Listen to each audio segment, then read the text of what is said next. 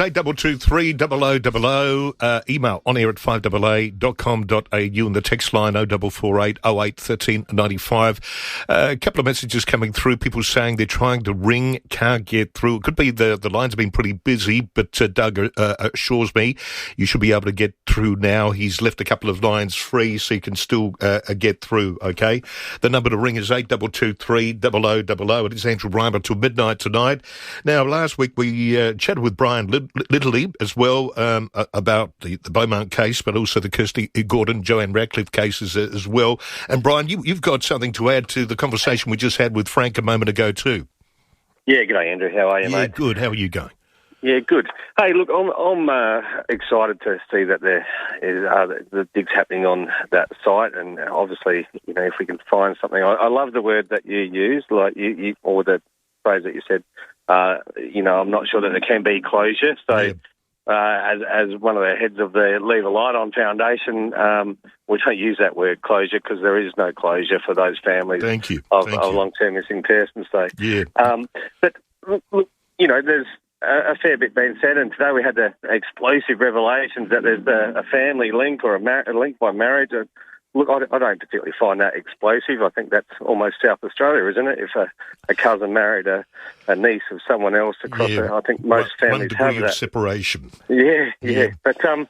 But you know, I don't find it explosive compared to some of the stuff that hasn't been said about this case in the background. I was expecting something else to come out from Frank and that, but that's all good. It doesn't make a difference to the need to search this site. I think it's important to do that and have that one last search.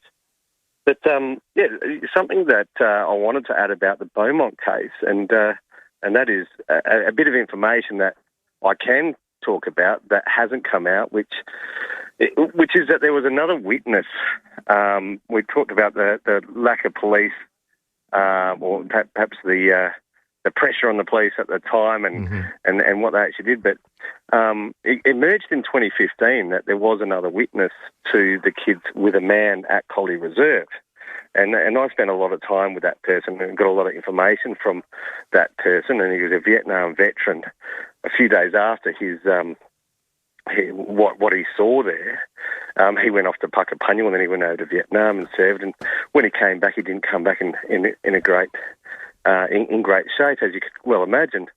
But David Ridley Smith, who became a great friend of mine, and I ended up burying him actually. But he had put forward to police in 2015, before I'd ever written a word on this case, about his own sighting of some children with a man that matched the description of the Beaumont kids. His story never really has never really been pushed out there too much. It sort of faded off into the distance, although I did a lot of work with the then lead detective David Sheridan, pressuring him or pushing him to either rule this person out as a credible witness or not. And I've got to say, he couldn't rule him out because of the information that he was able to provide at that time. But it's never really gone much further than that. So if we are to consider that David Ridley Smith was a credible witness, now he says that he spoke to the man, that he spoke to the eldest of the three children at Collie Reserve, and that he spoke to the old man and old woman who were sitting on the bench who are confirmed witnesses. Yes. So now if he was not there, he is not in their witness statements. And that's that I put to the lead detective then. Well, that's bizarre. If you want to rule him out, he has to be in their witness statements, or he's not in there. It's one way or the other. And the response was, it's hard to believe. I said, no, it is hard to believe that someone would come out more than 50 years later and say, hey, I saw this. David didn't know what he'd seen, you know. Yep. I asked him, well, didn't you read the papers? And he said, I went off to war 4 days later, pretty much. He said, what do you reckon I was doing?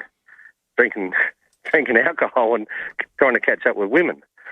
But look, he gave a very good and clear account, including some very specific information, which really hasn't been pushed out there, and that is the description of a very distinctive car that the three children got into with the man.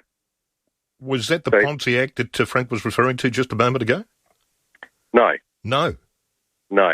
But it is a very distinctive car, and one of only a couple in the state at the time. So I wrote... It was, from America, an American car? What was it? Well, I could say what kind of car it was, but I think that that might be... it might be so distinctive that it really narrows down that search. Okay, well, maybe speak to Frank. Speak to Frank. Oh, look, I've got to say that Frank is well aware of this. I made Frank well aware of this 10 years ago. Right. And I made police well aware of this 10 years ago. That is something that I think should be pursued.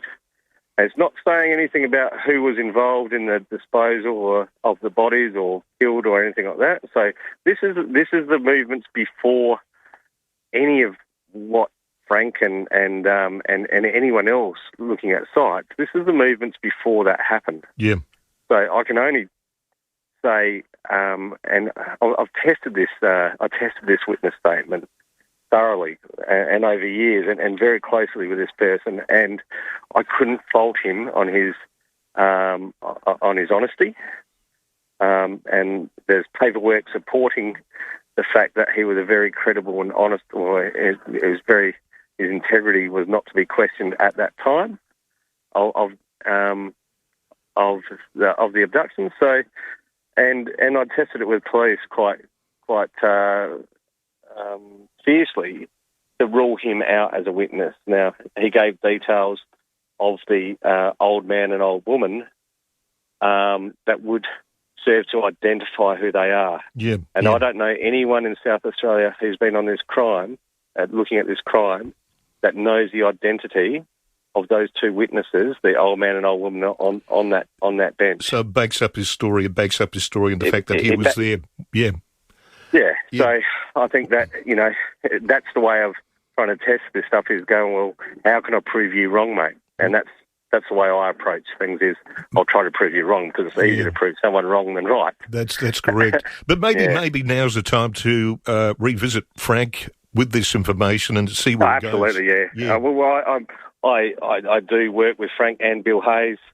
So I work with Bill Hayes quite closely on the Adelaide Oval case, which is great. Bill's been a fantastic supporter of my work there, and I'm a big supporter of Bill. And I don't know whether they'll find anything at Carthalloy. I damn well hope they do, because as Frank says, we're not going to die wondering.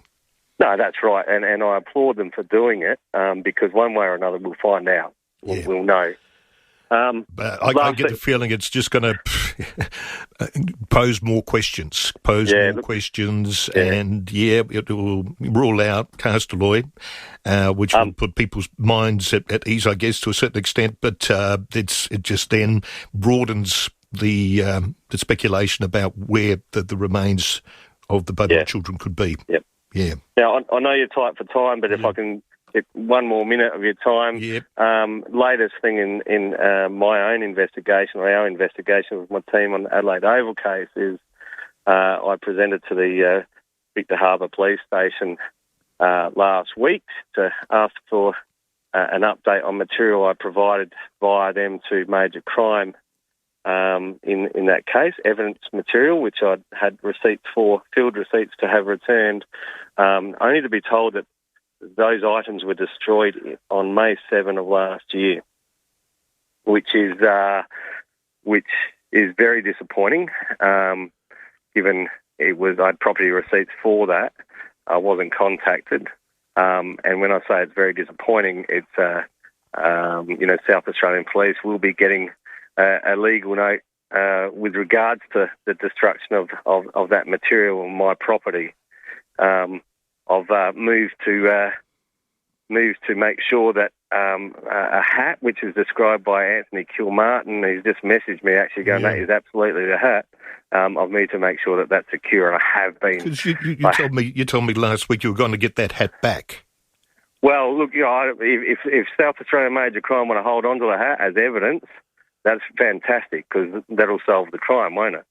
Because it only belongs to one person. But I have been advised by South Australian Major Crime that they are working towards trying to return that hat to me. I'm not sure what that means. All right. Working towards trying to do something with it. So we'll watch this space on that one. But look, I've got to say, if you're incinerating things that are potential evidence in a 50-year-old cold case crime, I've got to ask questions about that, and those questions are being asked through the right channels. It doesn't bring back the evidence, though. It doesn't bring back the evidence, but that's okay, Andrew. We've got plenty more of it. All right. Brian, keep us in the loop. I really appreciate your time. And I'm not being pedantic, but you call it the Adelaide Oval case. Yes. I just prefer to call it the Kirsty Gordon, Joanne Ratcliffe case, just so their names continue to be out there for people to remember. Look, absolutely, yeah. We do make that point very clear, but it is one that people understand. So, but it is, and you're right, we need to attach identities to 100%. these cases, and there's so many of these missing person cases around Australia. It's frightening. It's frightening. Yeah, it's horrific. So it's because there, but for the grace of God, go I, but for the grace of God, go potentially one of your children. Yep. Hey, love the updates from your show. Apparently, Inman Valley's got no power. That's good. I'm over the hill from Inman Valley, but I'm off the grid, so I might go home and watch the telly. All right, and listen to the radio at the same time. I will do, mate. Right, good to talk to you. You look after yourself, and thanks for calling in. Cheers. See ya. Bye. Cheers. It's 9 minutes away from 8 here on 1395 Adelaide's 588. Andrew Reimer in the chair. Right up until midnight tonight. Doug standing by to take your calls on 8223 0000. Remember the text line. I've got a lot of texts coming through too, which is great. Some of them I'm not going to ring. John, I'm not going to read yours out. Having a go at Frank for what he's doing. I think it's very mean of you. Very mean of you to say that. Another one, Mark says, what happened to William Tyrrell case? Can you tell me? No, he's still missing. That's all I know. Keep those calls coming in. 8223 0000. Saturday night with Andrew Reimer here on 1395 Adelaide's 588. The number to ring is 8223 0000. Now, there's Isabel who's ringing up, giving Doug a bit of a hard time at the moment. Isabel, please allow Doug just to carry out his duties the way he does professionally without harassment. That's, all but anybody in any workplace can ask, okay? So please, if you could stop calling him and stop creating problems, it would be greatly appreciated. Thank you very much, Isabel. I'm sure you'll respect those words. Tony's on the line at Morford Vale. Hello, Tony. How are you going? G'day, Andrew. Yes, just on the Beaumont there, my auntie lived down in Lee Street, which is one street north of Reimer Avenue, and their backyard faced onto the furnaces. Right, and there was a house. There was a house there with a big high wall around it. Was this on Kincaid Street or Terrace? No, Reimer Avenue. Reimer Avenue, right, okay. Yeah. And there was a house there with a big grey fence around it with a Pontiac Parisienne in the driveway. Yeah. And my cousin and I, we could hear kiddies laughing and giggling as they do, and all of a sudden it stopped. So maybe that's a link. Well, you also maybe I've spoken to Detective Inspector Des Bray about it. Yes. Anyway, I'm glad they're doing what they're doing, because who knows?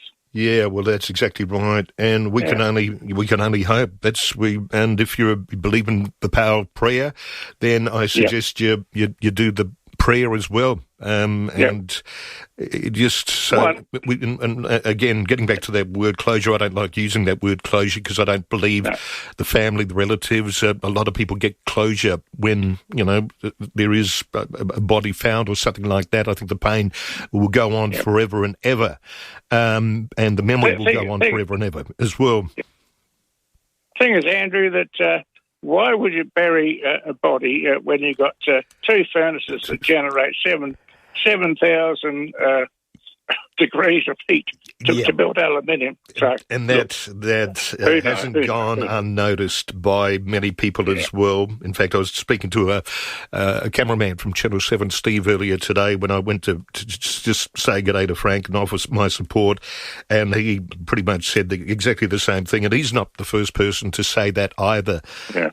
It beggars belief that somebody would go to the trouble to bury if there were other means. Yeah. Also, Andrew, right through there was sand hills. There was the dump at the end of Morford Road that Wonderlicks got all their sand from for their tiles. And, there was a lot of square miles of sand dunes and things. So anyway, all we could do was hope. Tony, thank you very much for your call. Good to talk to you. Okay. You take care. It's going to be an interesting week, and who knows what the outcome will be. But thank you. It's 1 minute away from 8 here on 1395, Adelaide's 5AA. Now, we've got a few messages coming in. Alan says, Andrew, please ask why not search the more probable site first? Why repeat an old dig first? I think from what I could gather, the old dig was less complicated when it comes to taking out the necessary work than the others. So maybe they're saving the best for last. I really can't tell you. But thank you very much for that. Peter sent in a few texts. Thank you, Peter.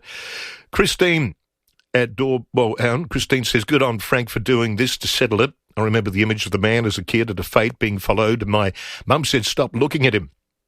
Then I remember my mum talking to Dad in the middle of the night that someone was watching in my window. I turned my light on and Mum came running in to turn my light off. 1 year later, I went to let the cat out the back door. Heard footsteps, told my brother, and he said, go back to sleep. Even to this day, I keep thinking of that day at the fete. I'll never forget his face. Grey raincoat, grey hat, and the eyes. This was between 1969 and 1975. I lived at Door Park. Christine, that sends shivers up and down my spine. It gives me goosebumps. Peter says, g'day Andrew, could you please ask Frank if nothing is found at the dig site after all this time, is he willing to apologise to Harry's family for besmirching his name? Marion says, hi Andrew, the two boys who dug the hole, if they are still with us, they would have to know exactly where they dug it. Marion, I don't believe they're with us any longer.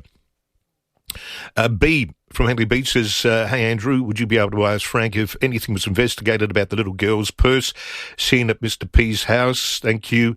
B, I've heard about that purse and that they couldn't investigate it because from what I recall, when it comes to that story, the detective who was looking around the house when the wife was there, he saw a purse, it caught his eye, he thought it was unusual, it weighed on his mind that night, he went back the next day and it was gone. Kendall says, Andrew, South Australians are drained by this continual mystery. That's what it is, a big mystery.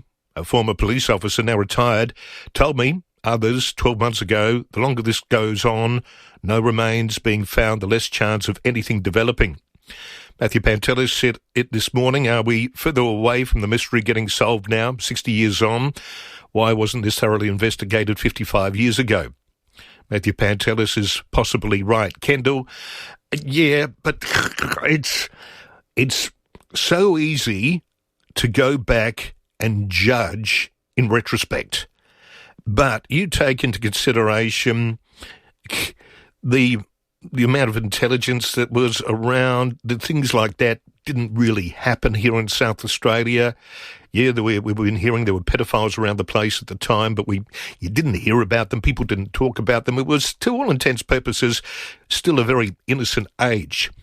And it's quite possible they just thought the kids being kids just, run away from home. They play up. It's just, it could have been any number of scenarios, but it's wrong for us to go back and judge investigations from 59 years ago, because we were armed with all this knowledge and intelligence and all the rest of it now that wasn't around back in those days. How basic was it?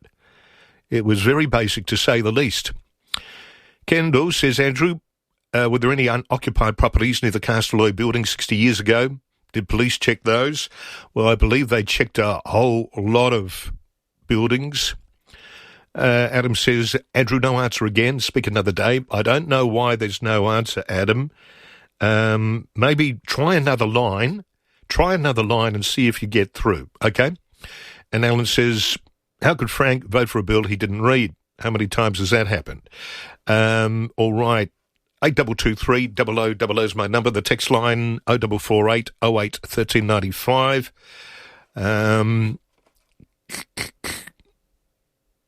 Andrew, young boy who went missing at Port Adelaide Station on a Sunday morning about 10 years ago.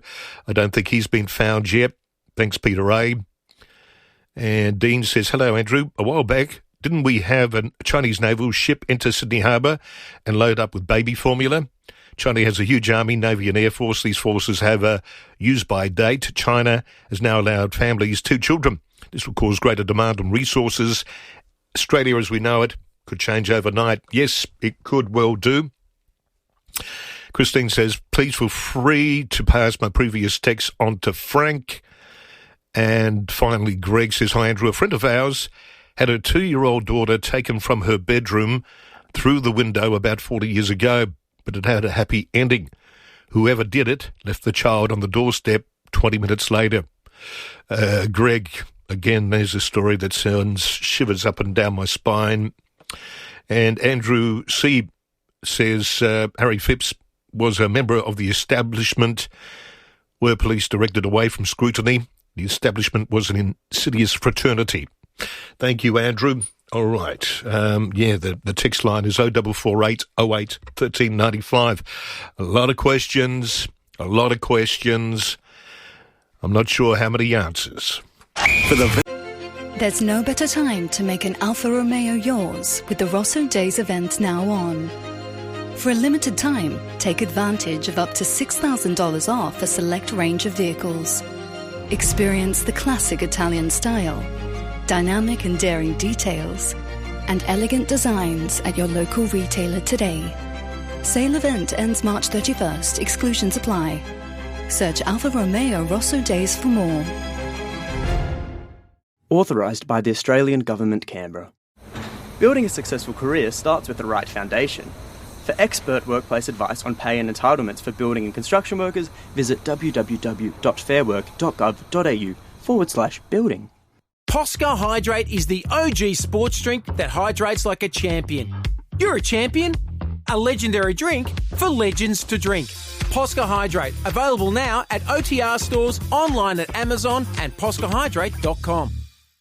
Posca Hydrate is the OG sports drink that hydrates like a bloody champion. You're a champion. All natural ingredients, 4 electrolytes and even resveratrol. Not exactly sure what that is, but it's very good for you. Posca was invented by Romans more than 2,000 years ago. Then I ripped it off and made it better. Tasty, bubbly, zingy and refreshing.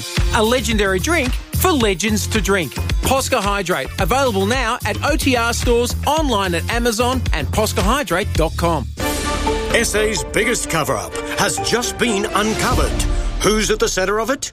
Walco, of course. Summer is here, and so is the time to get your new Walco pool blanket. Made from quality materials right here in SA, a Walco pool blanket will keep your pool clean and warm all summer long. Plus, stop evaporation. Uncover the savings now with a Walco pool blanket. Visit walco.com.au today. Get the garden you want at Garden Grove, with everything from the ground up.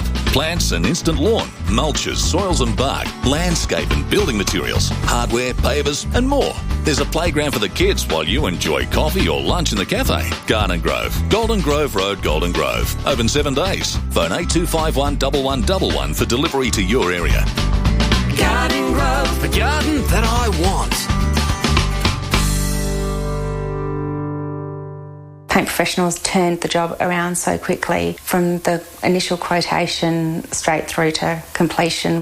Now is the perfect time to call Paint Professionals and receive a professional colour consultation valued at up to $250. Yours free if you decide to paint your entire house inside or out, getting ready for sale, or giving your home a new lease of life. Make it a great experience. Call Paint Professionals for this limited offer. T's and C's apply.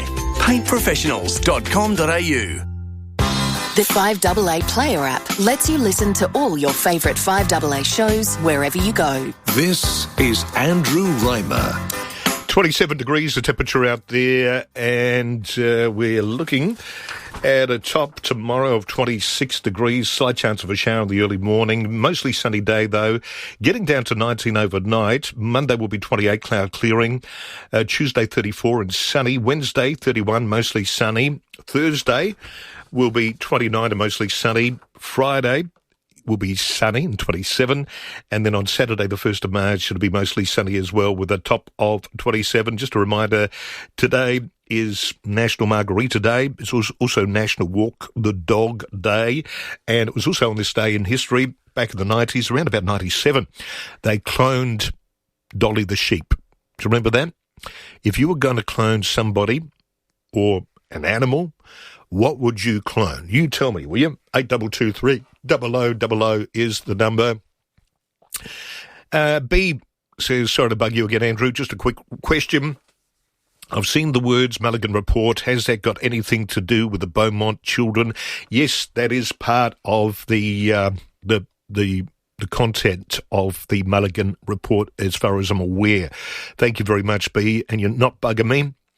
Liz S says, hi Andrew, did a chap who called a little while ago mention the furnace at Castaloy and why would Phipps want to have dug a hole? I read YouTube, Facebook comments by people, possibly former workers, who said the furnace was turned off during the Christmas holidays. Frank and all the people involved are doing a great job. Thank you. And another one says, you're right, Andrew, the China's warships and the media hype off Australia's coast is nothing but a fire-op and distraction. More distractions are inshore leading up to the election. Just don't believe a word from the government and mainstream media. All right, well, thank you very much to the person who sent in that text as well. Now, we got Jennifer on the line at Seaton. Hi, Jennifer. Hello, Andrew. Hello, yeah, just about Beaumont children. Mm-hmm. 3 children from the one family must have known. I'm sure they must have known the person. That's my opinion. Well, everything I'm hearing and everything that it all points to them trusting that person, and that's why they went with him. Yes, because I know that, maybe 1 out of 3 might have drifted, but 3 out of 3, no, I do think he must have known. Mm-hmm. They must have known. But my thing was, I watched this program on TV today about metal detectors. Yeah. Okay, now I know that metal detectors are a dime a dozen, but this particular man had a metal detector it was NASA approved. Now, people that have lost jewellery on the beach, they pay him to come out, so long as he's got a certain area to use his detector. Now, I heard earlier that those children might have been wrapped up in surfboard. Yes, that's what we've been hearing. Yes. Now would a metal detector, like a very advanced metal detector, help with the investigation? Well, if they have metal objects on them, yes, but what children generally have metal objects on them? But maybe one of them had change in their pocket, or, maybe one... No, because apparently the person took the money from them. That's how he got them to convince them to not catch the bus and go with him. Oh, well, that's a shame. That was just a thought. But also, there were 2 other children taken from that oval, wasn't there? Kirsty Gorton and... Well, yeah, Kirsty Gorton and Joanne Radcliffe were taken from Adelaide Oval in 1973. Yes. Now, there's no link between them? Well, we don't know. We don't know. I imagine there's somebody who does know, but as a general rule, we don't. Yeah. No. Yeah, There's been speculation. There is speculation that they are linked. Yeah. Because I just hope that they can put an end to this case, because it's going to be an ongoing thing, and it's a sad thing. A very, very sad thing. It is. It's one. I agree with you 100%. Yeah. And can I just get one more question about this China chips in the... Yeah. Can I just say that if ever again I had to go back and vote, I would never, ever vote for Scott Morrison. Yeah. That's all I've got to say.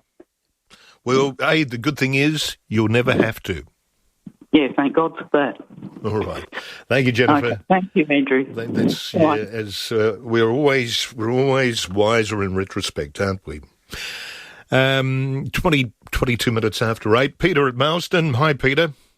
Hi, Andrew. Did you get my card? I sent it to you on Wednesday, and for your birthday on Friday. Have you got it? No, I don't think I have, Peter. I don't think I have yet.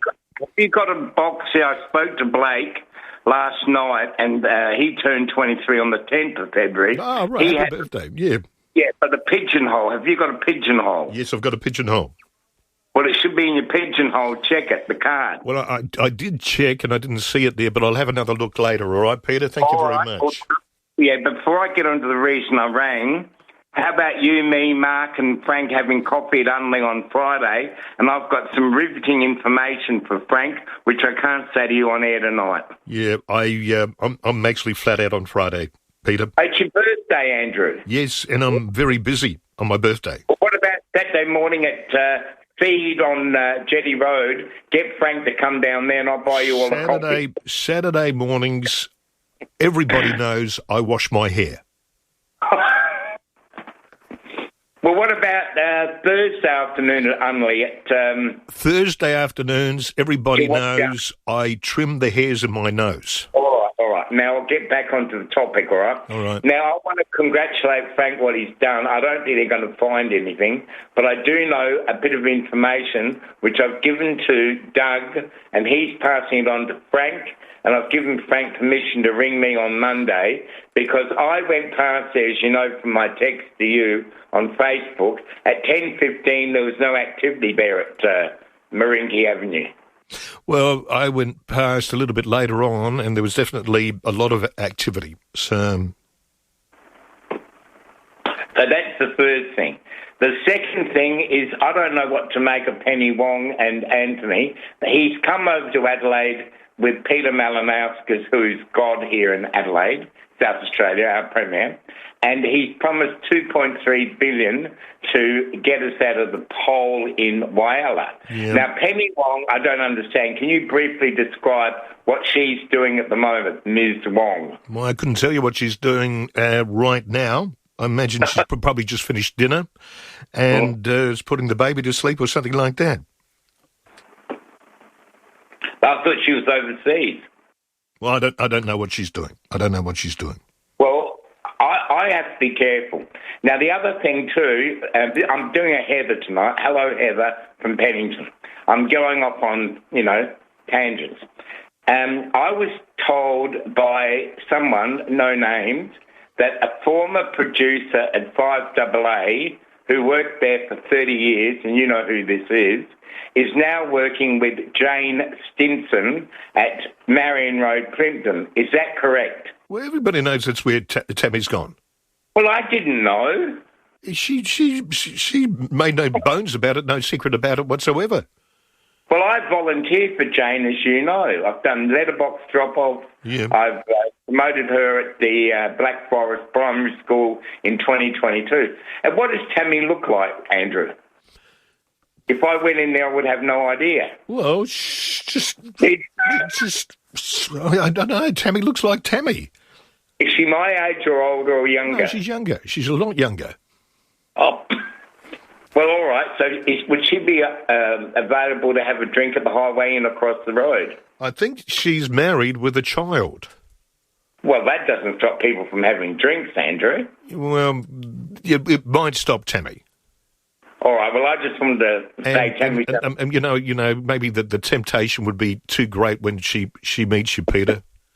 Well, well, I've already got a partner, Basil. We don't have to go into that. Now, the last thing, because you know me, I can get very emotional. Yes. I got emotional when Neil Curley died on your program. Well, he didn't die on my program.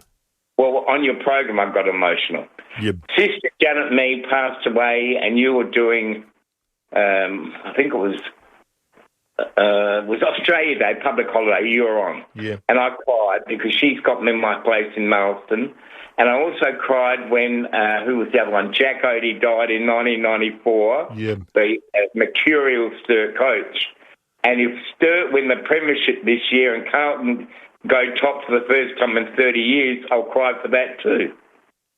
Well, that's beautiful. Then I suggest you go get a lot of tissues. Have you got a song to play tonight for anyone? I don't think I have. What about the one with St. Peter in it that's... not the one you played on my namesake, the other one with, hey, not St. Peter, but no, what's that song? They mention they go to St. Peter for advice before they enter the pearly white gates of heaven. No, I don't know that one. All right, well, how about Dione Warwick, That's What Friends Are For? Yeah, I'm not sure about that one either, Peter. What's your favourite song, Andrew? I've got a lot of favourite songs, Peter. Too many to... Do you like Gladys Knight and the Pips? I love Gladys Knight and the Pips. You're the best thing that ever happened to me is a beautiful song. Yeah, probably that's you working at Fiveaa, isn't it? Yes, absolutely, Peter. I'm chatting with you. And you have... No, that's rubbish. But you having number one rating program on Sunday night. Yeah. The other thing... And I think Saturday nights too. Oh, sorry, yeah. Tomorrow night at 8:30, Channel 7 are doing a documentary on the Beaumont children. So people that want to listen to Andrew and speak to the beautiful Gina, his producer on Sunday nights, tune into Channel 7 at 8:30 and then switch Channel 7 to mute and listen to Andrew Reimer talk about the events of the day. All right. Got a couple of messages coming in. I can't tell you what Charlie's suggesting. No, Charlie, that wouldn't be very polite. Another text says, get some voluntary work, Peter. Hey, have you got your police clearance? Well, I spoke to Noel, Noel, one of Mark's working honchos, and it will come through this week. But I'm so grateful to Noel and to Mark and to Tracy and the lady at Salisbury. They gave Basil some work at Marston. Oh, they did they? During the week.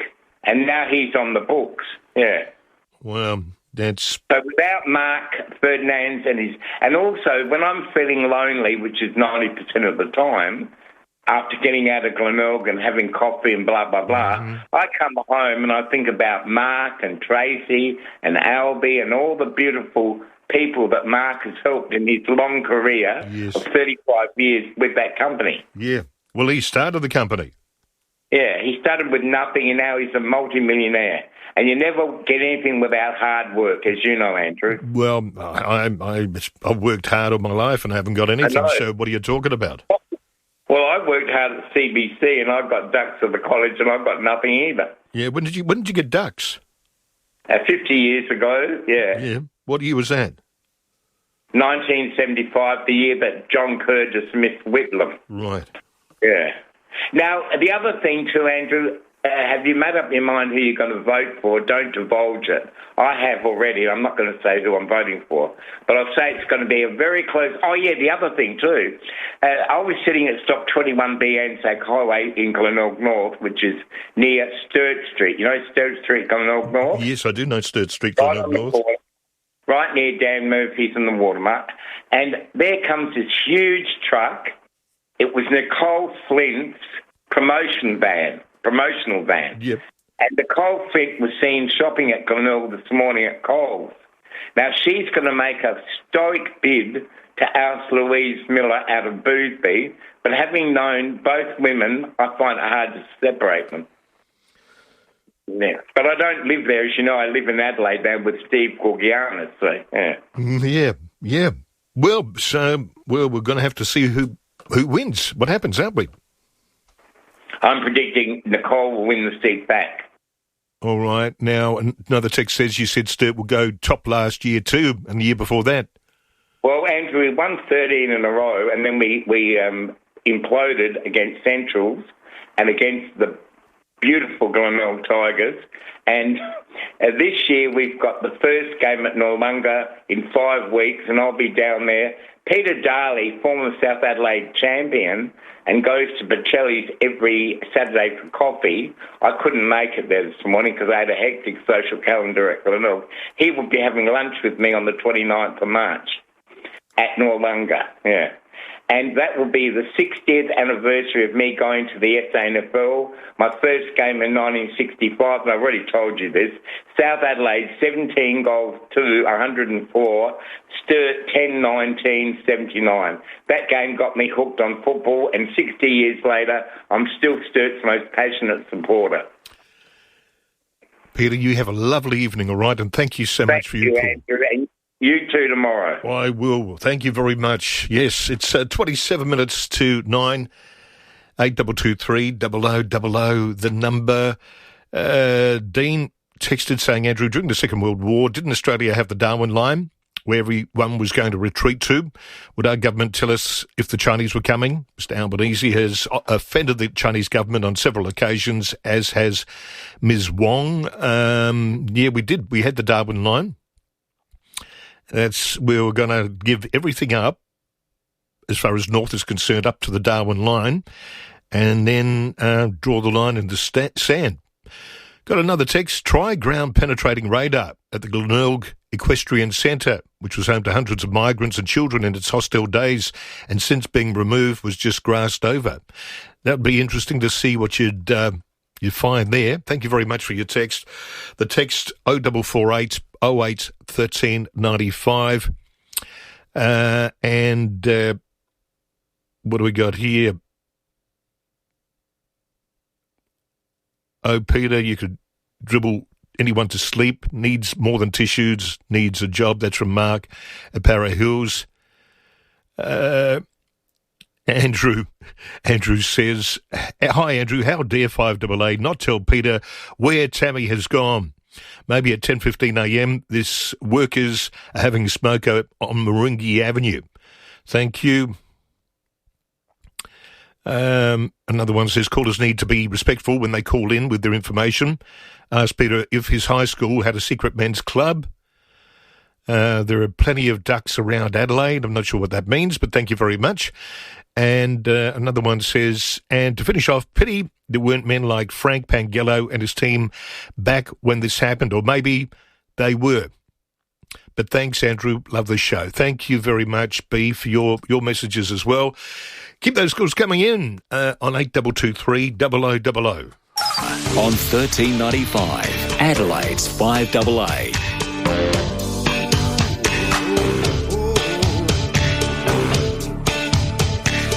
Open line talk back on your Saturday night with Andrew Reimer. If you're out and about on the roads, do take care. It looks like there's a bit of rain getting it around the place at the moment. It's going to be a bit of rain or a slight chance of a shower in the early morning tomorrow as well, but a mostly sunny day on the way. 26 to forecast top, still high fire danger for the Mount Lofty Ranges and no rating for the Adelaide metro area. Temperature outside right now 27 degrees, so still pretty warm, but as I say, there was when I was coming in earlier on, there was a bit of wind picking up and it was starting to try to rain. I'm not sure how successful it's been. Colin at Brighton. Hi, Colin. Hello, Andrew. How are you? Yeah, good. How are you going? All right? Yeah, not bad, mate. The bloke who says Sturt is going to win, he's got to be dreaming. Glenelg will win 3 in a row. You reckon? But, but I'm phoning up about all these little e-bikes and whatever they call them. E-scooters. Scooters and everything else. Yeah. Now, I'm down at Brighton, and I see them go past, and one went past about 2, went past 8:30 at night. Yeah. And you can't hear them. They're doing about 30k an hour, and then all these, they go along the esplanade. Yep. You can't hear them and everything else. Have they, like with scooters, motor scooters, or whatever they call those motorised, you've got to wear a helmet, get a licence, etc. Yep. What's going on with these kids? I was in Foodland down at Brighton last Tuesday. Yeah. And 2 kids come through riding their little scooters, or whatever they call them, e-bikes. Yeah, e-scooters, yeah. And they were going faster than the people walking. Well, I've driven along Tapley's Hill Road, and no word of a lie, like you can do, it's only 60 k's an hour now. I've seen the scooters on Tapley's Hill Road keeping up with the cars doing 60. Correct. Yep. And it's just crazy, absolutely crazy. So when you're walking along, say, down Brighton or along anywhere, walking anywhere, you can't hear them, they run into you. What is the consequences? Are they licensed or anything else? Well, they wouldn't be insured because they don't have a licence for them. So there would be no insurance. So if they hit you, they injure you, you're on your own. Unless maybe if it happens in a building like a shopping centre, you might be able to get public liability. But out in the road, I reckon if an e-scooter hits you, bad luck. And then you see they look like motorbikes. There might be 2 or 3 on them. Yep. And they go like a cut cat. The other day, I was heading towards Unley Road, and I was from the Belair Road end. So you're coming down Belair Road, you've got the roundabout, goes on to Belair Road and then becomes Unley Road. There was no word of a lie, 2 young kids, both on their mobile phones, on e-scooters. They went through the red lights, and they were just when I was younger, I used to take risks too, but not stupid risks like that. But aren't we pandering to all these young ones taking over and stating their rules? You see 14, 15-year-olds knocking off cars and everything else. Where are the parents, and what is going on? In 15 years' time, Australia's stuck. Well, my opinion. Well, yeah, the way we're going, I don't like the way we're going at the moment, especially when it comes to common sense. There's not a lot of common sense around the place anymore. No, when it comes to kids. Yeah. Yeah, we got to start fining the parents because, it's just getting past the joke. They got so many But the rules. thing is, you're not allowed to touch them. No. You got to slap them on the arse or anything else like that, and you're not allowed to do it. So they say, up to you. Anyway, that was my little spook. Well, no, you wouldn't be alone with how you're feeling about these electric scooters and electric bikes as well. And you're right, you can't hear them. They're not registered. If you're in an accident with one and you're a pedestrian, well, they should be wearing helmets. It's the law to wear helmets. But if you are injured, what happens? Yep, correct. And I don't see anyone in the newspaper or in the media or anything else to say what is going to happen, because they're getting more and they're getting faster. Yeah. And these kids are, they're 2 or 3 on a bike or whatever they are. Anyway, Colin, have a good night, buddy. Yeah, you too, Colin. Thanks for calling in. All right, look after yourself, mate. Okay, bye-bye. It's 8:45 here on 1395 Adelaide's 5AA. If you've had your own experiences, and it might be around the city too, if you've been coming into the fringe or, Mad March, which is coming up very soon in just over a week away, people riding around on the scooters and up on the sidewalks, going on the roads as well. Some not wearing helmets. But like I say, what is the the legislation if they hit you and they do serious harm to you? What recourse have you got when it comes to any sort of insurance, things like that? If you know anything about that, give me a call, 8223 0000. Patricia sent me in a couple of messages. Hi, Andrew. I watched the Beaumont case, and the son of the Satin man said he was being abused by his father, and finally the boy flattened him and he ceased. But a girl also said she was raped near that site. He was a deviant. And another text says, I saw on YouTube the two boys said the gate was moved around the other side, and the spot they thought they dug was the wrong place. All right. Well, thank you very much for that message. The number to ring is 8223 0000. Having a look at Adelaide Emergency Departments too, just to update you there. 47 minutes ago, severe access block, 9 people waiting more than 24 hours, a whole day for a bed in hospital. 14 have been waiting more than 12 hours. And 1 hour ago, there were 95 people admitted and waiting for a hospital bed being housed in our adult emergency departments. So there you've got the situation there. When it comes to the outages, we got 5 outages affecting 262 SA Power Networks customers. And the main locations is Blair Athol, Kilburn, Canunda, Millicent, Rendlesham, Hindmarsh Tears, Hindmarsh Valley, Mannum, Port Mannum, and also Paradise. They're just some of the areas affected. And having a look at any more texts that are coming in. We've had a busy night of texts, which is always the case on a Saturday and Sunday night. Slade says, no rain, mate. All right, well, it depends where you are. If you've got any rain around your place, let me know.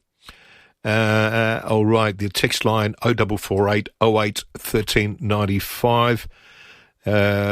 All right, yeah, and we're up to date with emails, we're up to date with texts, and we've still got more of your calls, but you can 8 minutes away from 9, no matter where it is you are listening at the moment, whether it be around Adelaide, around South Australia, around the country, or around the world. Thanks for tuning in on a Saturday night. Feel free to be interactive anytime and call in. Doug is standing by to take your call right now on 8223 0000. Christine at Devon Park. Hi, Christine. Sorry for screaming at you last week. Sorry for what, sorry? I was screaming at you last week. I'm not the same person since I've had my stroke. Yeah. I was listening to a professional radio person, and he was waiting on the phone, and he said he went into panic mode as well. So, and he's a professional person, so it's very scary just waiting along and then trying to join the links. I think are they cadaver dogs that the girl Chris invented to find all these missing links? She went to about 11 places all over South Australia that this man owned. Are they called cadaver dogs? What? Sorry, you've lost me. I'm not sure what you're talking about, Christine. Her name is something Chris. She owns a team of cadaver dogs that find bodies and find other things. Okay. All right, okay. And she went to about 11 places in South Australia. I think they're called cadaver dogs. I'm not sure. That does ring a bell. That does ring a bell. But I couldn't tell you about anybody who does that around. The dogs ring a bell. Put it that way. But I'm not sure about somebody it's going. Kevin around. Crease's sister. Right. Okay. She said a priest raped her in her house. That was many years ago. I've got an elephant memory. Was the club that the person was talking about in South Australia, was that the Seahorse Club? I'm not sure what person. I went out with a policeman for 18 months. Where did you hear this conversation? Because I didn't. They were just talking about secret society, and it was all over South Australia, and it was called the Seahorse Club. Right. I went out with a policeman for 18 months, and he knew I wouldn't say anything. Nobody's been talking about a Seahorse Club. Ago. Nobody's been talking about a Seahorse Club. That's the name of the secret society club in Norwood. Right. I went out with a policeman 30-something years ago for 18 months, and he knew I wouldn't speak up. about anything, so he was just very trusting. Mm. So is that the society that these people are talking about? It's called the Seahorse Club. Well, I think it's something else that they're talking about when they're talking about, I believe they're referring more so about the family. Well, you know what seahorses are, don't you? Seahorses are seahorses. Transgender. Right. The males have the pups, and the girl runs away. Anyway, get back to what I was going to talk to you about. You were looking for a bond? Who would take over the place? A bond? They're looking for a new bond. Who's looking for a new bond? The society James Bond died in No Time to Die. And they're looking for a new one now. But we're not going to get a new Bond because James Bond is dead. Oh, he's been dead all the time. That's how they start up. Number 6 dies, and then 7 comes along, and then they never changed the number. But it started off with a murder of a Bond person when Dr. No came along. He took the position of the new Bond. That's how they went along. Dr. No didn't. Dr. No. He was the villain. He wasn't Bond. That's right, but that was the very first Bond, wasn't it? It was, yes. And then there was the funeral of the Bond that was... And you only lived Sean twice. Connery was Yes, but he was replacing- only pretending to be dead. Oh, for God's sake. He was only doesn't matter. pretending to be dead so he could trick the Japanese. Is that Dr. No? No, that was You Only Live Twice, I think. Right, because he got married to the Japanese girl, so that was... What did he do? Who's the first Bond? The first Bond? Sean Connery. Well, no, technically the first Bond was David Niven. Right. But anyway, Sean Connery married a Japanese agent, and then they killed her with cyanide. Right, yes. And what else was I going to talk to you about? I don't know. God, I can't remember her name now. Alison, she was saying that a lot of children are called Jesus all over the world. When did Alison say that? Friday night, I think. And Right. it's Jose. It's Jose in their language, and it means Jesus. Yes. Right, so I've got to correct that one. Yeah. But anyway, I've got 3 people, Jude Law, James Trafford, and Clive Owen to replace the new Bond because I don't want a girl in there. They were going to have a girl. James Bond is dead. Well, I don't know what they're going to call the new person, but they're starting up a new movie. They're looking for English people. They can't. They're looking for English actors.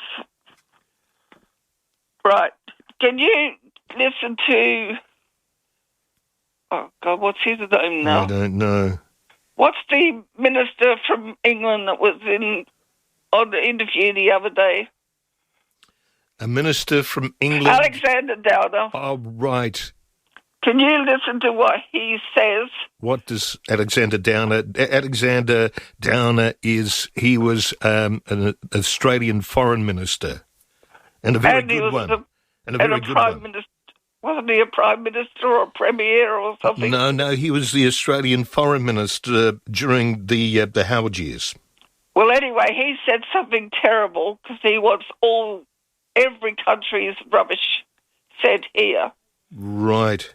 And he said that where they got it in their country, it's collapsing. Right. So he wants to send it over here and put it in... Put it in where? Woomera or somewhere out there where it's already destroyed. Put what in Woomera? Oh, you're talking about the nuclear... All the waste. Nuclear waste, that's what you're talking about. Nuclear waste. Yes. Yes. But he said it's already not working over there, but we'll take it. We will destroy our country. Well, we will do this and we will do that. We won't destroy our country. Well, it's not working over there, he said, and it's all collapsing. Oh, and Germany. stats on a flatliner. France is in big trouble. Yeah. And apparently England is in flatlining. Yes. Could somebody ring... I'm starting to flatline. Could somebody contact... Oh, what's his name? Harry. I don't know what his name is. Harry... Prince Harry, but he's not a prince anymore, so I don't know if he's a Windsor or Mountbatten, yes. whatever his surname is, So, and ask for a program to get these soldiers overseas for whatever they're doing. Somebody was asking for money to get them... Of course they were. ...overseas to do a program. Yeah. And I forgot what it was all about, but Right. I was going to ring, but I fell asleep. Right. So I couldn't get into contact with... Who are you talking to tomorrow? What's his name? Barry? I don't know who I'm talking to tomorrow. A soldier. Oh, Barry So Heffernan. No, I'm not speaking to him, but Frank Pangelo. Monday is War Animals Day, and Barry Heffernan is going to be speaking. No, there's something going overseas, but they don't have any funding. I thought Prince Harry might back them because he's a vet with... Invictus Games? No, it's something else. But anyway, Something else? and Frank Pangelo was only 19 when this happened, so I don't know where Frank Pangelo was when he was 19. What, but he was only university. 19, a walk in the light green. When the Beaumont children were taken... Frank Pangelo was only 19, so what do you Sorry, I thought expect you a were referring 19-year-old to. I thought you were referring to a song. I'm sorry, Christine. And he was only 19, so he would have been in uni, or it could have been in Kangaroo Island, or whatever else their business was. Yeah, we'll have to ask him next time we speak to him. You have to ask him. All right, He's I'll have to retired. ask him. I'll have He's to ask him. retiring next year, isn't he? He's what? Isn't he? Didn't he say he's retiring next year? I'm not He sure. had a terrible fright with prostate cancer, and it's been about 2 years, and he's 79. So Yep, he's the way Frank's going. He's got a long journey in front of him if he wishes to. I'm sure. I thought he said he was retiring next year. Yeah, Amanda. Very got good ears, but like I said, you've got good ears. There's no doubt it about goes that, in one Christine. way and then it gets scrambled in the bloody and it comes out another way. through the throat. Yes. Say hello to Amanda and Johnny. They're listening. Thank you, Amanda and Johnny. They think I need a drink. Could you ask Jimmy to ring me on religious things, and he can have my number. I don't need his, but he could contact me. Right. I could talk to him any time. Try divine intervention. Try divine intervention. It's on the telephone. He seems to rub you the wrong way telephone? because he's... The royal Because telephone? he's been hit with a bolt of lightning. I had a couple of friends in Loxton. It's never happened to me, but No. they go to these baptisms and new enlightenment, and boy, they come back. They come back. Bolt of energy and drive you crazy with their new ideas. And just like Peter and Paul, everybody had a fight. They separated, but every church has said no. What about Mary? The women are not counted in God's reality, especially in those days. Yeah. He was just a mother. The 1960s. No, back in 33 AD or BC. No, AD. Oh, right. So I thought you were referring to Peter, Paul and Mary from the group. I'm not And you into said music. Peter and Paul were fighting, and I thought you were referring to Peter and Paul had many arguments. They separated Well, with that's their why own ways. the band split up because of those arguments. That's Religious. Well, no, they people weren't and all religious. churches. I think Paul got into a bit of trouble, or Peter did. Yeah. They all got into trouble. They were all executed. They were all brutally murdered. Yeah. And that's the same as, what was that? The new Church of England that King Henry, is it Henry? The Church of England. The Church of England. Yes, there was 1,500 in his court. Yes, second verse, same as the first. And when he separated, he knew exactly who the 1,500 was. Yeah. And he went and massacred all of them because they wouldn't convert to English. Yeah. They remained Roman Catholic. Yes. And he got all 1,500 that were in the community because they belonged to his court. Mm-hmm. And that's why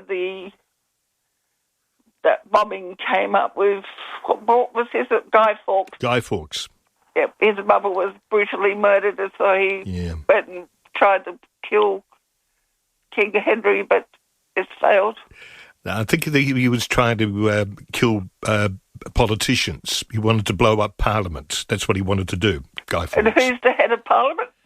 Who's the head of Parliament? Yes, well, you could argue that, he was, but he wasn't the king at that time. But, hey, Christine... Yes, he was. He's the one that made them Church of England. John... Oh, God, now... The two states that he murdered because they wouldn't give him a divorce, he murdered them. Yeah. And then he went after the 1,500 that belonged to the court because I wish they somebody wouldn't would murder me. All right, Christine, thank you very much. You have a lovely give me evening. A call. All right, Bye-bye. You take care. You take care, all right? Thank you very much. It's 6 minutes after 9 here on 1395 Adelaide's 5AA, 8223 0000 is the number. The chair taking you through to midnight tonight as well. Wayne at Nova Gardens thinks I need more than water. Thank you very much, Wayne. There's a few other people suggesting I might like a drink at the moment too. Thank you very much, Joe. Andrew, thank you for your message as well. Scott at Cheltenham says, I'm happy to store some nuclear waste in my pit, in my shed for a few cartons of sparkling ale each month. Good on you, Scott at Cheltenham. Thank you, Amanda. Antoinette says, hey, Andrew, I think you need a stiff drink after that call. Geez, I need one. Hopefully they find something on the Beaumonts. Enjoy your night. Antoinette, thank you for that. Evan says, I think Alexander Downer was leader of the Liberal Party for a short time in the 90s before Howard took over. He was leader at some stage, you're right. Joan Slade, thank you very much for your messages as well. Kendall says, heard the same thing Christine did in Norwood, 1971. Surely you've heard of that club in the 70s, was mentioned on radio this morning, must be connected to cold cases of children, also a fellowship. And Adam says, hi Andrew, speaking of James Bond, Amazon bought the rights to James Bond, so he will be back from Adam. Thank you very much for that. Andrew also likes the Andrew Reimer, that jingle, cracks him up every time. Thank you very much. Isabel is on the line. Hello, Isabel. Hello, Andrew. Just getting back to awful things happening. Yeah. My son went to Blackfriars at the same time that... Sorry, not my son, my brother. I keep saying my son. Mm. My brother went to Blackfriars when Richard Kelvin was there. Yeah. And Richard Kelvin was murdered when he was 15 years old. And my brother was 2 months off being 10 years old, and that destroyed his life. And as a result, he took his life when he was 46. I'm sorry to hear that, Isabel. And that was back in 2019. Yeah. So not that long ago. But he was 46 years old, took his life. I had 2 police come to my house from the New South Wales police to tell me that my brother had died. It was just horrible. Yeah, it would be too. That would be horrible. Mm. Yeah. But that was all of a result of this thing happening.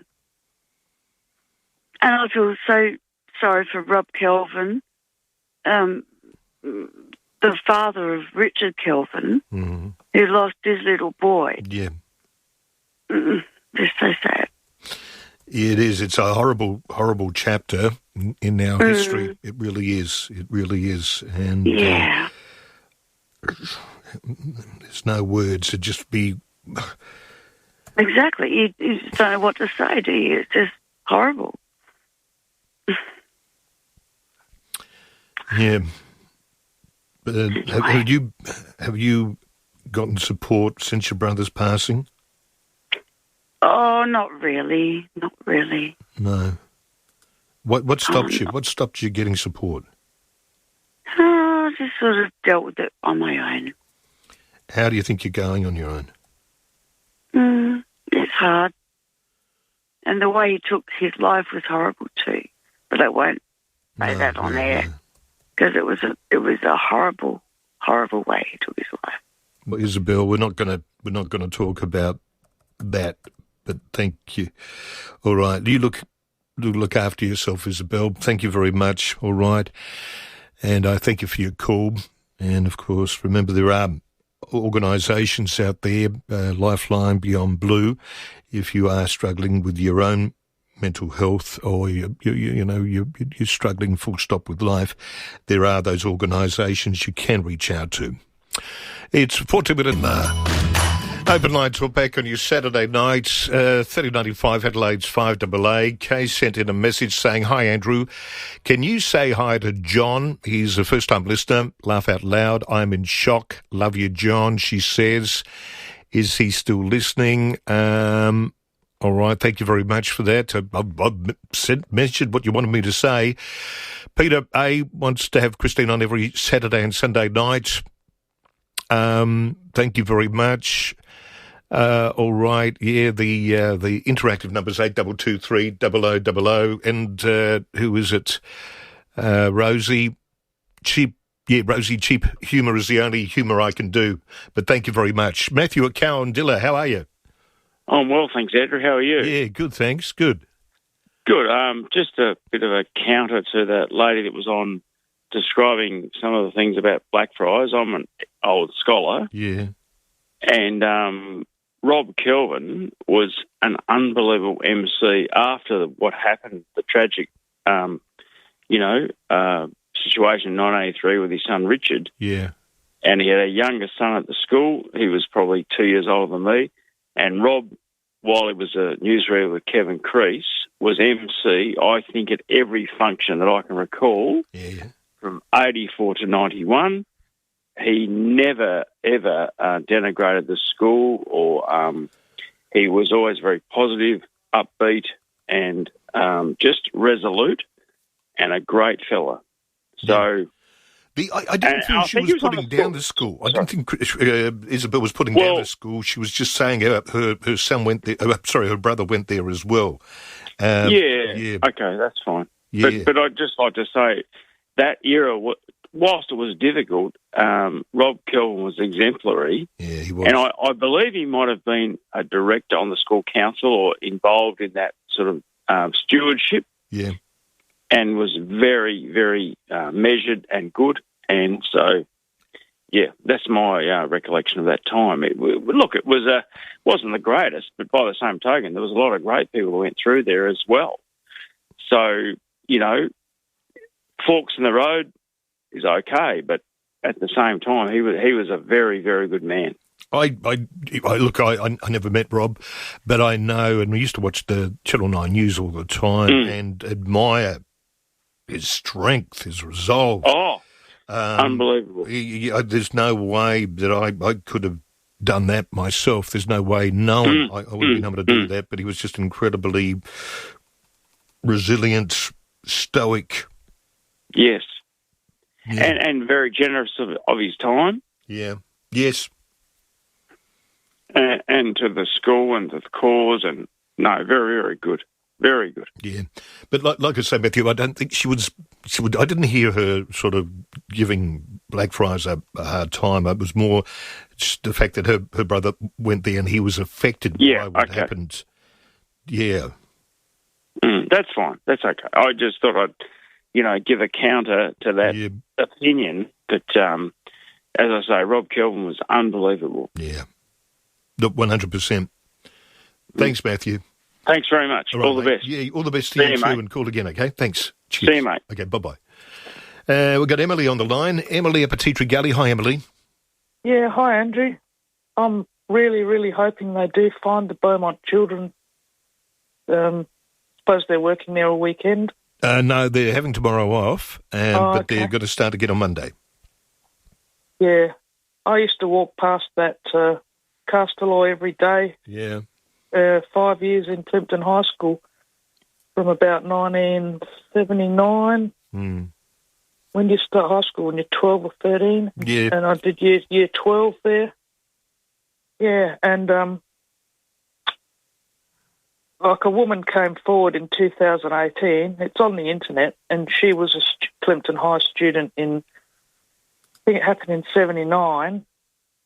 The bloke enticed her into the premises and assaulted her in there. You can read it, it's on the internet. And I just remember sometimes I used to ride the bike along Moringi Avenue, and sometimes I'd walk. And I was walking with a girl one day, and a bloke asked us in there because he said he had excess Cokes in the machine, and it was a hot afternoon. Yeah. Did we want a Coke? And we went halfway in there, then changed our mind, backed out. It's amazing how many people have had close calls with... well, it is a city of sick sort of crimes, Adelaide. It's amazing and how I was many... 14, and someone tried to get me into the car in Grote Street. We'd been to visit my grandma and Victor on the country bus, and my mum had to stay with her because she wasn't well, and it was a school day the next day, so it must have been a Saturday or Sunday. I had to get back anyway. And so I'd come back on the bus myself with the key to let myself in, and I was only, I think, 14. I wasn't very mature at that age, but there was no one else to look after me, and Mum had to stay up there. So I got the bus, got out in Franklin Street, walked across Grote Street to get the bus down Anzac Highway, and it looked like it was starting to rain a bit, and this black Mercedes with a sunroof kept pulling up at the bus stop, and there was no one else around. It was just evening, and nobody else at the bus stop, no one within sight, and he kept pulling up and trying to get me to get into his car. And I said, no, thank you, no, thank you. And he went around the block and he'd come back again. And he was sort of fat, looked like Mr. Sheen with a black comb over. I just remember that look on him. So it wasn't Von Einem or it was somebody else. And I got that worried that I've walked around the corner onto West Terrace to the next bus stop. I thought, if the bus goes past me, too bad. I've got to get off of this bus stop. Maybe there's someone else sitting at the one around the corner, you know. So I went to the one around the corner, and he bloody well pulled up at that one. And this time he got out, and he said, don't be scared. Look, it's going to rain. I'll give you a lift. And I think I went into that. On the corner there was like a convent thing, and I went in the gate just to get away from him and stayed there for quite a while. And wish I'd taken the number down of his rego, but you don't think when you're 14, you just want to get home, don't you? And this was before all of the stuff came out in the media. But I know a lot of people that have had near misses like that. My friend's brother ended up in the car with what he says now must have been Von Einem, and he got offered the drink, but he had sense enough not to drink it. Else he probably wouldn't be here today, or he would have got molested or something, wouldn't he? So it's just quite horrific, the things that you hear, and it's surprising how many people have had like close calls with things like that. So I don't know. Are you there, Andrew? Yeah, I'm here. I reckon just about everybody has. Yeah. You reckon it's that bad? Yeah. Well, I reckon I've heard so many people tell stories of near misses. Yeah. Yeah, so have I. Another person, a boyfriend I had when I was about 20, his sister had someone pull up, which she believes now was one of the family. They were having a party with like teenage girls, and they're all in the front yard of this house. And the car pulled up out the front and called them over, and he was doing this trick where he'd insert things into his private part and wanted all these girls to have a look at it. And so that, just... And even when I was younger, we used to go to the playground in Plimpton, and all the other kids there, keep away from him. He puts his hand up your dress and things like that. Right, okay. You knew the ones to be careful of. Yeah. So what is it with Adelaide? I don't think it's just Adelaide. I think it happens elsewhere as well, and there's certainly some terrible things happening on in Europe, throughout Europe. Yeah.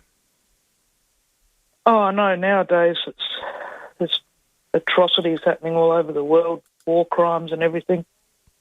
But this still haunts me. This Beaumont thing. Everyone would just love to know what did happen to them. Well, hopefully.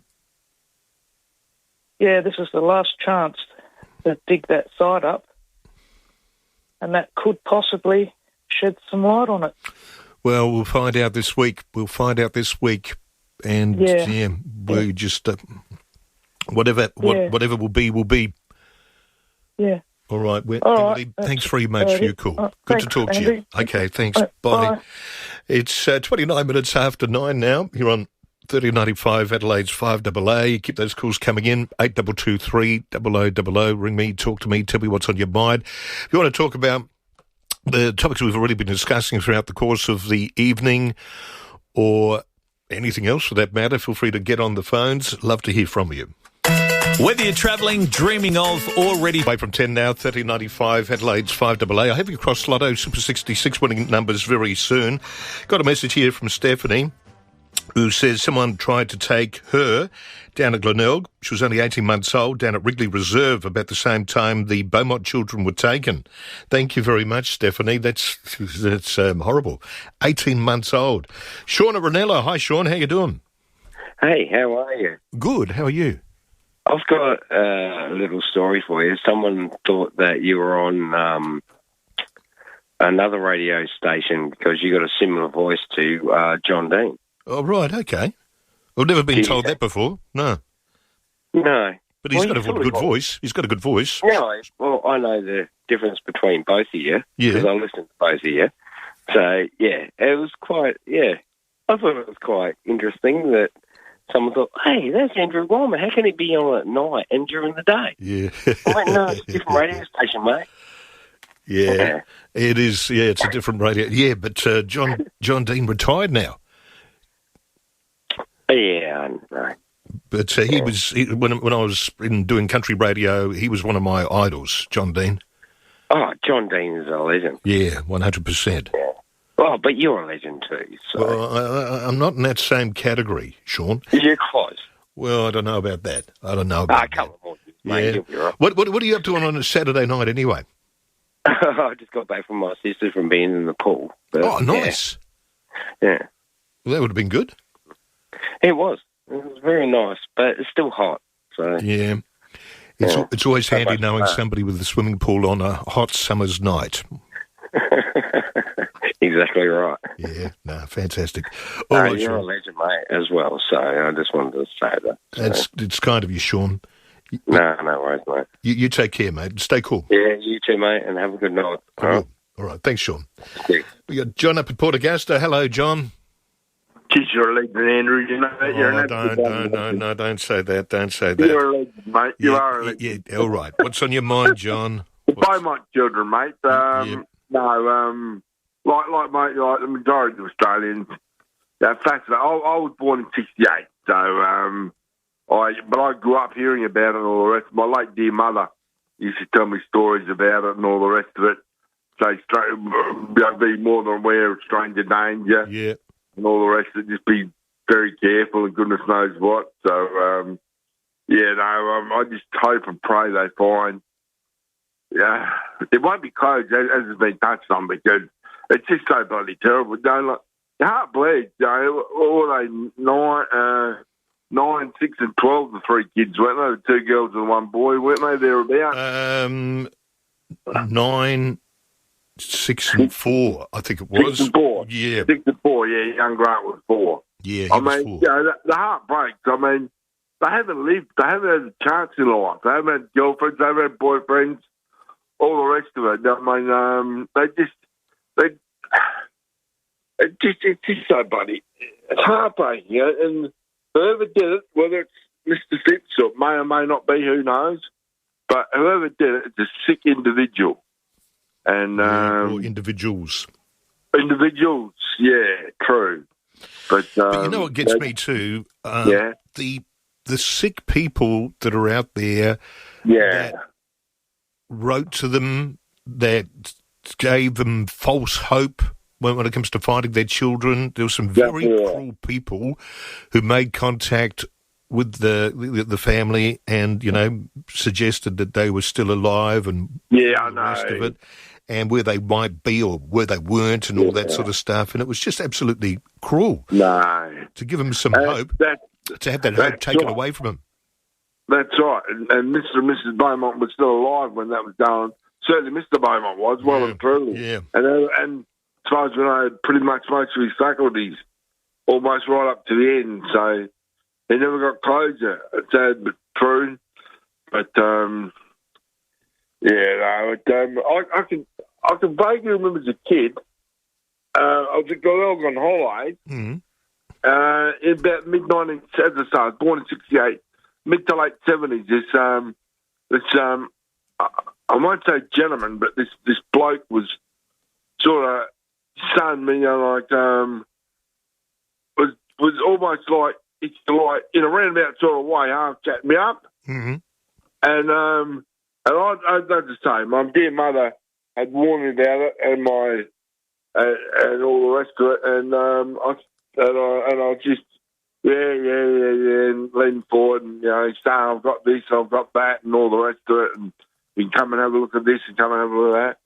And I was there with my mum and my sister, but he didn't know that they were my mum and my sister because I was sitting alone. Right. Yeah. I was on the little tram with them, and that just brings a vague memory. As I say, it's sketchy because I was only young, but it rings a vague bell. My older sister and my mother, and so I wasn't alone, but because I wouldn't have done that because I had a good mother and a good older sister and all the rest of it. But I can just vaguely remember that. Now it's sketchy. I can't remember any details and all the rest of it. I was only young, but it just rings a vague bell. There's something there in my mind. So I think a lot of people, you're right, have unfortunate, sad but true experience or near chances, if you like. And I just hope my great niece is 10, coming up 11, 10 and a half. I just hope she...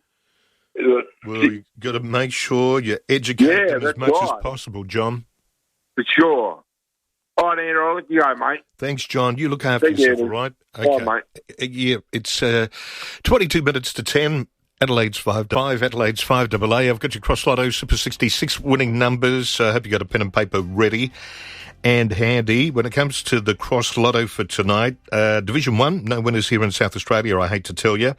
3 nationally, getting $3,333,333.34 each. Had 4 winners here in SA for Division 2, 69 nationally, and then Division 3, 114 here in South Australia, 1,187 around the country. So the winning numbers are 5, 39, 26, 2, 28, and 31. Your supplementary numbers are 7 and 8. All right, so 5, 39, 26, 2, 28, 31, and your supplementary numbers are 7 and 8 in the Super 66. Where are the Super 60? I had the Super 66, but I don't know where they've gone. Where are the Super 66? I've got the Cross Lotto. And I'll try and find the Super 66. I don't know where they've gone. Here they are. All right, the winning numbers for tonight. Division 1's jackpotted. No winners in South Australia for Division 2. 6 winners in South Australia of Division 3.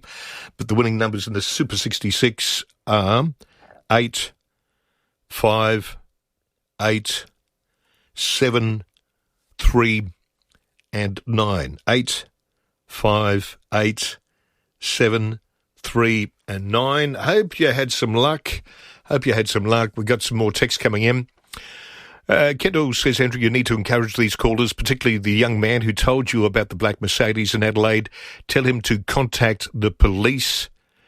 Yes, it is frightening listening to these stories, but, you need to, as I said earlier on, you need to educate your children, your nephews, your nieces, your grandchildren. You need to educate them about what to do if they're ever placed in that sort of situation. Louis texted me saying, hi, Andrew. Someone asked me back to his place when I was young while I was waiting to pay to get into the football outside Adelaide Oval. Andrew says, hi, did you see Alex Carey's catch tonight in Pakistan versus England? That was for John. I only just saw your message then. All right. So it was a good catch, obviously. Thank you very much for that. 8223 0000 is the number. Fiveaa is your go-to station this A-League season, teaming up with the Adelaide United. That's right, Rowie. As always, we'll bring you the latest news, interviews and updates across the season as they happen. Everything thrilling, every goal, every tackle, we've got you covered, so come on, you Reds. Keep it on 5AA for all your info and get behind the team at Cooper Stadium. Tickets from Ticketek. 5AA, always Adelaide, and proud partners of Adelaide United. There's no better time to make an Alfa Romeo yours with the Rosso Days event now on. For a limited time, take advantage of up to $6,000 off a select range of vehicles. Experience the classic Italian style, dynamic and daring details, and elegant designs at your local retailer today. Sale event ends March 31st. Exclusions apply. Search Alfa Romeo Rosso Days for more. You belong among peers who strengthen you, with a team that complements you. You belong in a workplace that embraces you, with a culture that empowers you. You belong in a role that challenges you, in a career that fulfills you. You belong in blue. Apply for South Australia Police at achievemore.com.au. A message from the Government of South Australia. Do you get thirsty? Yuck! Get rid of it with Posca Hydrate, the refreshing all-natural sports drink. A legendary drink for legends to drink. Posca Hydrate, available now at OTR stores, online at Amazon and poscahydrate.com.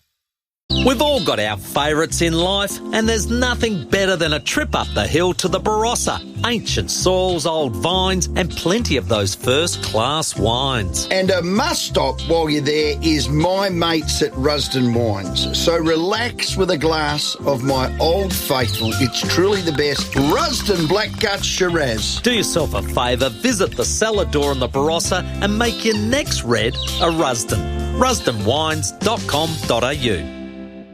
Agostino Mitsubishi's Good To Go factory clearance is officially on. That's right, they'll sort you out with an instant drive-away bonus of up to $3,000. Nice. What cars we talking? Triton, Eclipse, Outlander, Pajero, all of them. Okay, so which one would you get? What about all of them? Yeah, well done. Me too. The Good To Go factory clearance is on for a limited time only. Head into Agostino Mitsubishi, Nailsworth and Mawson Lakes and grab a bargain. Losing your grip on things? If painful and stiff hands are affecting the things you enjoy and everyday life, get in touch with Grip. Grip is a specialised hand and wrist practice with a team of highly qualified hand surgeons and therapists specialising in hand trauma, carpal tunnel syndrome, osteoarthritis, joint replacement, sports injuries, nerve pain and more. To get a grip on the life you loved before, free from hand pain, Visit gripsurgery.com.au. When you're cooking up a seafood storm, go straight to the people that process and distribute it. Samtas Seafoods. The best quality and best prices for all of your seafood. Load up your freezer and mix and match up to 4 kilograms of premium seafood for just $60. And what about the range? Atlantic salmon portions, flathead and barramundi fillets, crumb gar, salt and pepper squid, crumb prawns and more.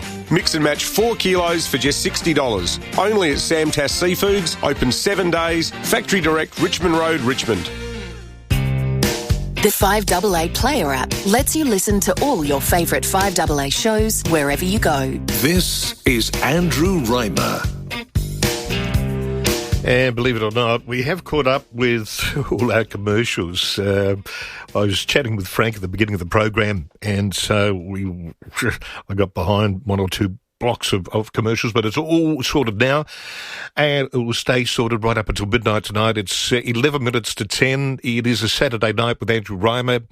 Thank you for tuning in. I hope you're having a good night, no matter what it is you've been doing. If you've been out and about, you've got something to tell, something to report, feel free to do so. Doug is here. He's looking forward to hearing from you as well, taking your call and helping you get interactive with me. Andrew Reimer before midnight tonight. Heather at Pennington, hi. Hello, Andrew. Hello. How you going? All right? I'm going all right. How are you going? Yeah, that's good. Yeah, I'm firing on all fours at the moment. Mr. Mohammed, have you ever heard of him? He's the world's only First Nation people's ambassador. He went abroad 5 times between July and December 2024. He spent thousands and thousands of $250,000. Yeah, I did see. Taxpayers' money. I saw that the other day, yeah. Whoa. Beginning with his 3rd trip to Geneva and ending with his 6th visit to the United States since being appointed by Labor in 2023.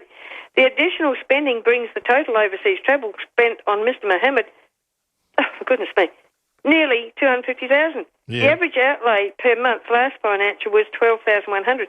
The opposition has vowed to scrap the role if it wins the next federal election. This is why I don't like Dutton, but he will get in. We can't afford. I wouldn't bet on it. I would not bet on it. Okay. I would admit him. No, the federal government, I mean, look what they did when it comes to Whyalla, helping out Whyalla and the steelworks up there, getting into partnership with the South Australian government. That's a good news story for the people of South Australia. And that will win people over when it comes to votes. Oh, yeah. Yeah, actually, I think you might be very right. Yeah. Anyway, Coalition MP James Stevens, whose office made the Freedom of Information application, said, and that's not cheap to get, you know, these latest revelations underscore the money being wasted on a pointless position, and it is a pointless position. At the start, they say Australia's First Nations globetrotter Justin Mohammed has racked up another $75,000 on overseas travel, including his 3rd trip to Geneva in less than 2 years. Documents obtained under Freedom of Information laws show the Department of Foreign Affairs and Trade outlaid an average of $12,800 a month on Mr. Mohammed's international flights, hotels, and food costs in the opening half of this financial year. The thing is, this is the taxpayers' money. Is it the state? Is it the PMs, or what is it? No, that'd be federally. That'd be federal. Oh, money. that's what I thought. Yes, Yeah. exactly. And Albo's just made a $37 million pledge to to Tasmanian salmon industry. Mm-hmm. Yeah, but that's right. Me. Yeah. Well, you know, they are the best salmon, apparently. And I was just listening to Christine, and she made me laugh because, you know, seriously, Andrew, she's got foxtail, I think. And then I couldn't believe it because a lot of what she was saying was right. And it was almost like, you know, me, because I like that sort of history and all that stuff. And it's like you're never too old to learn. You know what I mean? Yeah, well, that's true. Because, so sometimes she goes a bit astray, but she was right on the ball tonight. So you could actually understand everything Christine was talking about. Well, you know, like she was talking about she was saying, it's true, Osborne, you know, we've got all this stuff that, not all, no, because I don't know. Osborne. Because she was, and I don't mean this disrespectfully, Heather. She was doing a bit of a Heather. She was jumping around from I know. topic to topic like me, and like Peter really, from. I know. I know. It's hard to follow. Not introducing a topic and then going on with it. Starting a topic halfway through and expecting you to know what she's talking about. Yeah, I often think I shouldn't ring anymore. No, but the thing is, because I get. Yeah, but I've told you once. I've told you 10 trillion times. I know. I don't take it to heart. No, I know what you're saying. Just write it down. Write down some notes. Yeah, I know, and you have said that. Yeah. I give you that, Grant. Yep.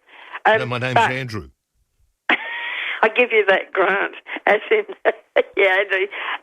But originally they were going to go to Kimber, but the Indigenous were not had a say. So then it got decamped from Kimber with the nuclear stuff, whatever they buried under the hospitals and all that, what they use, and then what we send overseas to, I think it's I'm not sure if it's United Kingdom and also France or somewhere. That's got to come back here and be buried at Osborne. Yeah. I don't like that. And how would you feel living at Osborne where your house is going to be get out quick because they're going to devalue it? Do you think they would be? Well, at least, look on the bright side, at least it will be, you'd be able to see Osborne from outer space because it'd be glowing. The International Space Station say they'll be out. There's Osborne. Where are we? Where are we? We're near, we're overlooking South Australia. How do you know? Oh, because there's Osborne. Well, they're supposed to come in sealed drums, aren't they? Yeah. Okay. It'd be can very you safe. imagine? It'd be very safe. Yeah. Well, hang on. I don't know. How about can you imagine underground of all the hospitals? What's already got to go there? Yeah. Now, see, it's already. Really? You make a very good point. It's already in our hospitals underground. Yeah. Yeah. And it has been for years. Yes, I know. Can we just realise the amount of all that there that's been stored, chock-a-block, and then what we go over there for them to use, whatever, they come back here to bury that as well. Yeah. I know it's Osborne. Is it going to be Solvo Road or somewhere where's it going to be buried? Well, that's a pretty big area there. It is a big area, yeah. Yeah? Wasn't that where they used to bring in the containers and check them for drugs and different stuff and draw them out to see about what's, it rings a bell. Yeah. I reckon it's Solvo Road. I don't know. Because that's where they used to have the containers to be checked before they allowed them to go in. Customs. Customs. That's it. That's right. Yes. That's it. Sorry. Yeah. But I think Christine's got Foxtel. I'm not sure. She has because she's mentioned that a couple of times. Yeah. So she knows a fair bit about stuff. And I wouldn't have even known half of what she came out with tonight because she was really on the ball tonight, but sort of thing. A bit here, there, like me. But I do think that sometimes she's really, pretty good, with her knowledge. Well, but the thing is, it just comes down to the way she explains herself sometimes. She just... Yes, like me, I know. Starts... halfway through a topic and with something very vague, and I'm meant to immediately grasp what it is she's talking and that's why about. you say to me to write it down. I get it. Yeah. The same thing. Yeah. Okay. All right. What how are you relaxing tonight, Heather? I'm listening to you.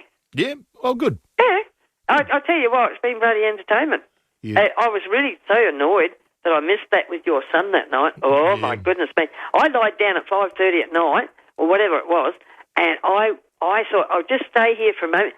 you know, and I went to sleep. I didn't wake up till 2:30 in the morning. Yeah. I thought, what the bloody hell? And I've missed the whole thing. And then you turn around and tell me that you're saying, oh, my God. He would have loved talking to you, Heather. Oh, did he talk to people?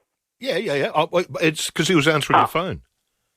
Oh, no. Yeah. He was answering the phone. Don't make it even worse. Yeah, I know. No, he really enjoyed it. He really enjoyed it. Oh, God. Oh, he's in a band, isn't he? Yeah. And he's done that song, that entree for you. Yeah. Ah. And what's his name? William. Eh? William. Oh, okay. Yeah. You know? Okay. William. Yeah. Well, I'll tell you what. Does he go to the Gov or somewhere like that, or where's he play? Sometimes. Oh, no. He really does? He played. He hasn't played at the Gov, but he's played at wineries, and he's played. Going back a couple of years ago, he was in a fringe show of David Bowie and T-Rex music. Wow. Yeah. And it was good, really good group. Yeah. Oh, hell. So he's right up in the ranks. He's going all right. Yeah, he's doing all right. And he got his thingy-bob back. What do you call it? His guitar back, yeah. Yeah, got stolen. And was it in good condition? No, it wasn't in very good condition, so he's going to have a look at getting a quote to get it fixed up again, which is a shame. Do you know, Andrew, there's some of the really high entertainers, they are not allowed to put their guitars in underneath the, the aeroplane, where the other stuff goes. Why is that right? Why is that why? The cargo area. Yeah. Because if something happens and it breaks. Hey? If something happens and it breaks. What do you mean? Well, if you put your guitar or musical instruments in the cargo area and it moves around, it might break. Oh, okay. So they've got to actually carry it with them on the plane. And they probably prefer to do that anyway so they can keep an eye on it and doesn't get stolen or mishandled. Well, truly, with the baggage handlers. Yeah, well, exactly right. Exactly right. Okay.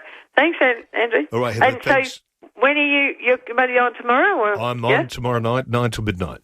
Oh, I'll probably listen, give everybody a break. No, it's all right, Heather. It's all right. I enjoy your calls, Heather, okay? Okay, dear. And Thank you. other people do too. Thank you. Yep. Okay, bye-bye. Thank you. Bye. Andrew, bye. It's right on 10 o'clock. Interactive Radio, 1395 Adelaide's 5AA. It is Andrew Reimer. 2 hours to go of your Saturday night. Scott says, I've just upped the nuclear storage rate to 4 cartons of sparkling ale each month. Scott, thank you for that. OJ says, hi, Tiger. Hoping you and your listenership are well this warm night. The driest summer was 1905-06 in Adelaide. This is set to be the 4th driest on record and the driest since 1991-92. Heart goes out for those on the land, hoping for some rain for the sake of the plants and animals. The Torrens near the old brewery is a sight, dry and full of junk like rusted old scooters. Maybe a chance for the councils to clear it up at this dry moment. Thanks, Tiger. Give us a roar. AJ, thank you very much. And Jack says, sick of people congratulating Albo and Malley for rescuing Whyalla. They appointed Gupta and now using taxpayers' money to fix their mess up. And Jack, you make a good point. The Labor governments did appoint Gupta, and he was going to be the panacea to all of our troubles when it comes to the steelworks up there. It didn't turn out that way. There's no doubt about that. But at least they are sorting it out. At least they are. Anne-Marie says, have a Bex and lay down. All right. Are you talking to me or who you're talking to? We're up to date with all the emails, which is good as well. Just having a look at Adelaide Emergency Departments and the latest there. Hopefully you don't need to use one of our emergency departments tonight. 10 minutes ago, severe access block, 8 people waiting more than 24 hours a whole day for a bed in hospital. 15 have been waiting more than 12 hours. So there's your situation in there. And the outages, the latest on the outages as well. So we've got 4 outages affecting 222 SA Power Networks customers. That's at Blair Athol, Kilburn, Canunda, Millicent, Rendlesham, High Marsh Tears, High Marsh Valley and Paradise. There's no better time to make an Alfa Romeo yours with the Rosso Days event now on. For a limited time, take advantage of up to $6,000 off a select range of vehicles. Experience the classic Italian style, dynamic and daring details, and elegant designs at your local retailer today. Sale event ends March 31st. Exclusions apply. Search Alfa Romeo Rosso Days for more. You belong among peers who strengthen you, with a team that complements you. You belong in a workplace that embraces you, with a culture that empowers you. You belong in a role that challenges you, in a career that fulfills you. You belong in blue.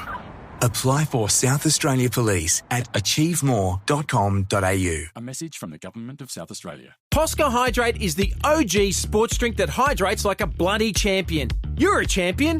All natural ingredients, 4 electrolytes and even resveratrol. Not exactly sure what that is, but it's very good for you. Posca was invented by Romans more than 2,000 years ago. Then I ripped it off and made it better. Tasty, bubbly, zingy and refreshing. A legendary drink for legends to drink. Posca Hydrate, available now at OTR stores, online at Amazon and poscahydrate.com. Fast food shouldn't slow you down. That's why at Sombrero, our burritos, bowls and nachos are cooked slow and served fast, with only the freshest, most delicious ingredients. Which means it doesn't just taste good, it leaves you feeling good. So go on, swap the same old fast food for fresh new. Sombrero Feel Good Mix. Are you contemplating aged care for yourself or loved one? Are you not sure where to start? Are you RCR ready? RCR Financial will give you the confidence to make informed decisions, to understand the options, the costs, and how it will impact things like estates and pensions. RCR Financial will take the stress out of your aged care decisions. Are you ready to take the next step? Search for RCR Financial today or see us on the parade, Norwood. The Fiveaa Player app lets you listen to all your favourite Fiveaa shows wherever you go. This is Andrew Reimer. I tell you what, it may be a bit warm outside, but it's a little bit cool in the studio. You're finding that too, Doug, out there? It's a little bit chilly. Yeah, it is. Sometimes you think you got to bring in a jacket or a vest, even in summer, because it does get a little bit chilly. Now, we've got another message here. Andrew, really, Heather is well within her rights to have a say, but she doesn't really understand what she's talking about. Justin Muhammad is a very respected Aboriginal man, would not take a position if he didn't think it was worthwhile. I don't think it would bother. Please let her know. All right. Very proud of Justin, proud of my people, not matter what people say. Thank you very much to you who sent in that text. Jimmy at Taparoo. Hi, Jimmy. How are you tonight? No, patience is a virtue, yeah. Patience is a virtue. Got me. Well, but Jimmy, it's what can I do? The people who ring before you, which means you got to wait. It's just the way it is, mate. I haven't been waiting. I was talking to Christine, and 28 minutes now. But whatever, that's cool. Like I said, man, patience is a virtue. You choose to read out all your texts and whatever first, and all these others that come in. That's cool. You're cool, mate. You're the showrunner, host, whatever. So cool, mate. No dramas. Are you sure? Hello? Are you sure, Jimmy? Are you sure? Because I get the feeling there's a little bit of resentment in your voice, but I could be wrong. Why is that? Well, I'm just. It sounds like there's a little bit of sarcasm behind what it is you're saying to me. Okay, I apologise. If that's the case. Well, it just does sound a little bit, facetious that that you are actually upset, and it is a drama, even despite the fact that you're saying it's not. Well, I'll admit I'm getting off topic to you're the one who brought up the topic. I actually rang. You're the one who brought up the topic. Yeah, indeed. So, for all intents and purposes, it was the topic. Yeah, whatever. Well, it is now the topic. You made it the topic. No, not at all. It is. You made it the topic. The reason why I rang, Andrew... Yeah. The reason why I rang was to have a go at me for taking so long to get to you.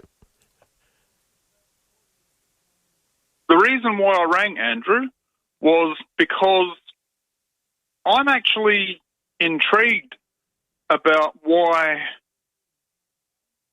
so much airtime, so many individuals are actually so concerned about these children who were taken or went wherever they did. I mean, who knows what actually happened to them? And, yeah, where is the closure in this? I mean, admittedly, maybe there's something wrong with me or something, but I don't have any family members who have been abducted or murdered or died in sketchy sort of circumstances. I was obviously very grieved when my old man dropped from his cancer grievances. But, hey, praise God that he was a born-again chosen Christian. And so, yeah, but the fact being that for numbers of people out there, I don't understand why this is such a hot topic for them and why the media is giving it such precedence, such priority on so much. It really seems like a real waste of time. Jimmy, how dare you say that? You're talking about 3 innocent lives that have, to all intents and purposes, were lost. They were kidnapped. Died, 50-odd years ago or something? 59 years ago. It doesn't matter. There we go. I mean, justice has not been done. Get over it. It's like it's happened. No. Whether they're found, Andrew, whether they're found or not. I cannot believe what you're saying. Whether they're found or not, is that going to bring them back? It can't possibly. No. This horrible person, if anyone did actually anything horrible to anyone like that, mean their souls will finally be able to rest in peace. How will their souls rest? Other people will have peace of mind, knowing that they have finally been found and we know what has happened. I think this is what I don't understand. Their soul is either that the children had, I expect at such a young age, the Lord will deal with them differently because they were just children. Well, they were children. They were pure. They were children. They were young, innocent children. Well, no one's actually innocent or pure. Everyone commits sin. Trust me, they were innocent. They were innocent I don't. Children. But we're all sinners, Andrew. No human is better than any other, except Jesus. Well, he's not human, is he? Well, he was 100% human, actually. You're wrong there. He was, but you're saying no human, and I'm assuming you're talking about living humans. Any human, period, except Jesus Christ, are, or were, or will be what sinners. It was, what it is, what it shall be. But back to the children, it's the fact that no matter whether any bones or whatever are found anywhere or not, it's not going to actually bring back these no, it's not. Children who have died. But if so you believe I don't understand why. And I heard a beauty earlier today, and here I will say very much, praise Jesus, that it's not public money that is being spent on this, that it is some private individual who's spending their money. If they want to do that, go hard. Jimmy, I am glad that your life hasn't been touched by tragedy. All right, because it has very much. I've slept under bridges, Andrew. Like I said, my dad dropped as he did. That was hugely tragic. A tragedy along the lines of what we're talking about with the Beaumont children. Okay, your life, and you mentioned this, and you admitted this just a short time ago. Your life hasn't been touched in that way. You've experienced your own tragedies in its own ways, but you don't understand this. And I don't think anybody truly understands... I'm not sure if it's a matter of understanding it, Andrew. I can conceptualise this sort of thing. Yeah, you can you? Well, I can conceptualise it, and believe it or not... I don't think you can. Believe it or not, Andrew, I can empathise. Oh, really? It doesn't sound like it, because the moment you just said, look, it happened over 50 years ago, get over it. And that's the point. Yeah, but that's not empathy. That's not empathy. No, that's saying it happened Andrew, over 50 you're wrong, years ago, actually, there. Get over it. I'm wrong, am I? Yes. One can still empathise with the fact of any death that has occurred whenever and have human compassion and understanding. But if it's over 50 and years, actually well, feeling who for cares that about individual. It then? But who cares about it then? Get over it. That's what you just said. But it is the fact that it was so long ago, and it would have been, and I guess is still so harsh to those parents or relatives now. I don't understand why. It's upsetting to us as a collective society that. Why is that? If you don't understand why, they are human and they were breathing like you and me, Andrew. They are humans and they were breathing like you and me, so they would have felt pain just like you and me. Yeah. And that's how I can empathise with things like that. So therefore, you are up for a sainthood. I'm sure of it at some stage, Jimmy. I certainly. And it's a shame you're not Catholic. All people who are saved by grace are saints. If you were Catholic, it's a shame you're not Catholic, because if you were, you'd be beatified first, and then you'd be eventually. Well, I'm not sure why that would be the case. I've done no miracles, Andrew. Oh, just the fact that you talk about having this empathy, which you do towards these children, speaks volumes about the kind soul that you are. Well, it's the fact that I just try to treat everyone the way I like to be treated, Andrew. Yeah. I just try to treat everyone the way I like to be treated. You've got a wonderful soul. I mean, you've got a wonderful soul, Jimmy.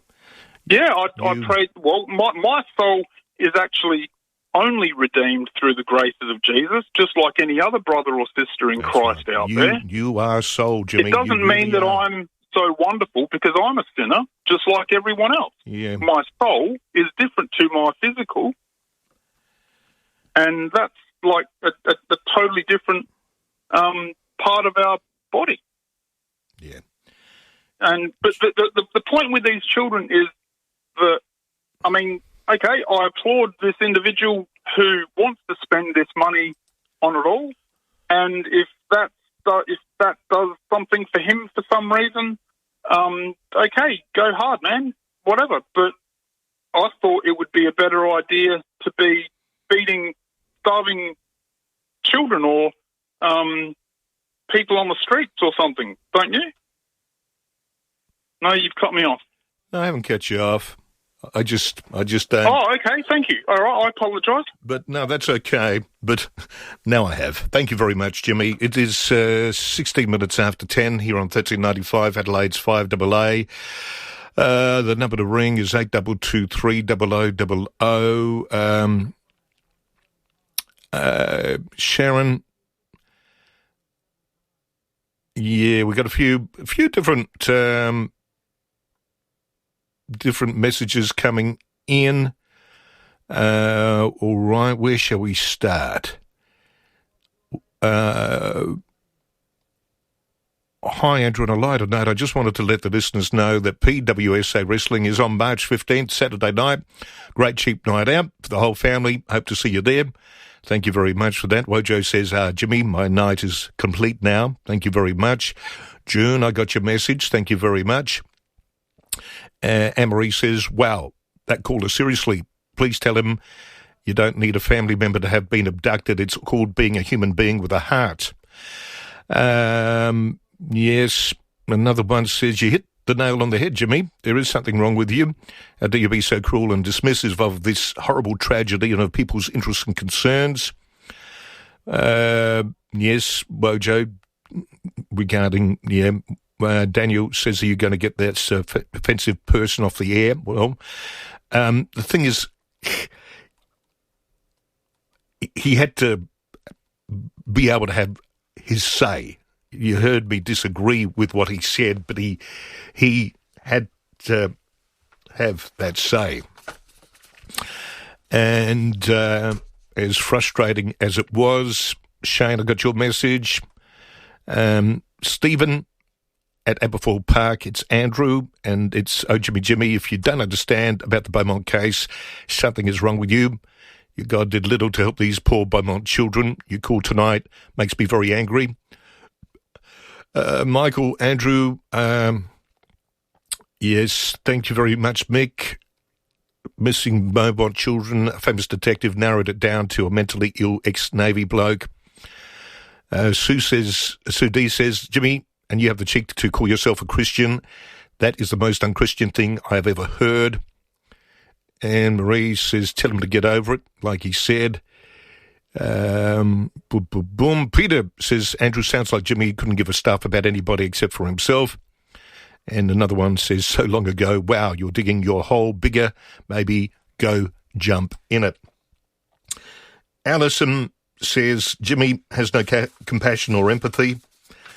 It didn't sort of feel that way to me either. It really didn't. It was very, very sad. I feel sad for you, Jimmy, I really do.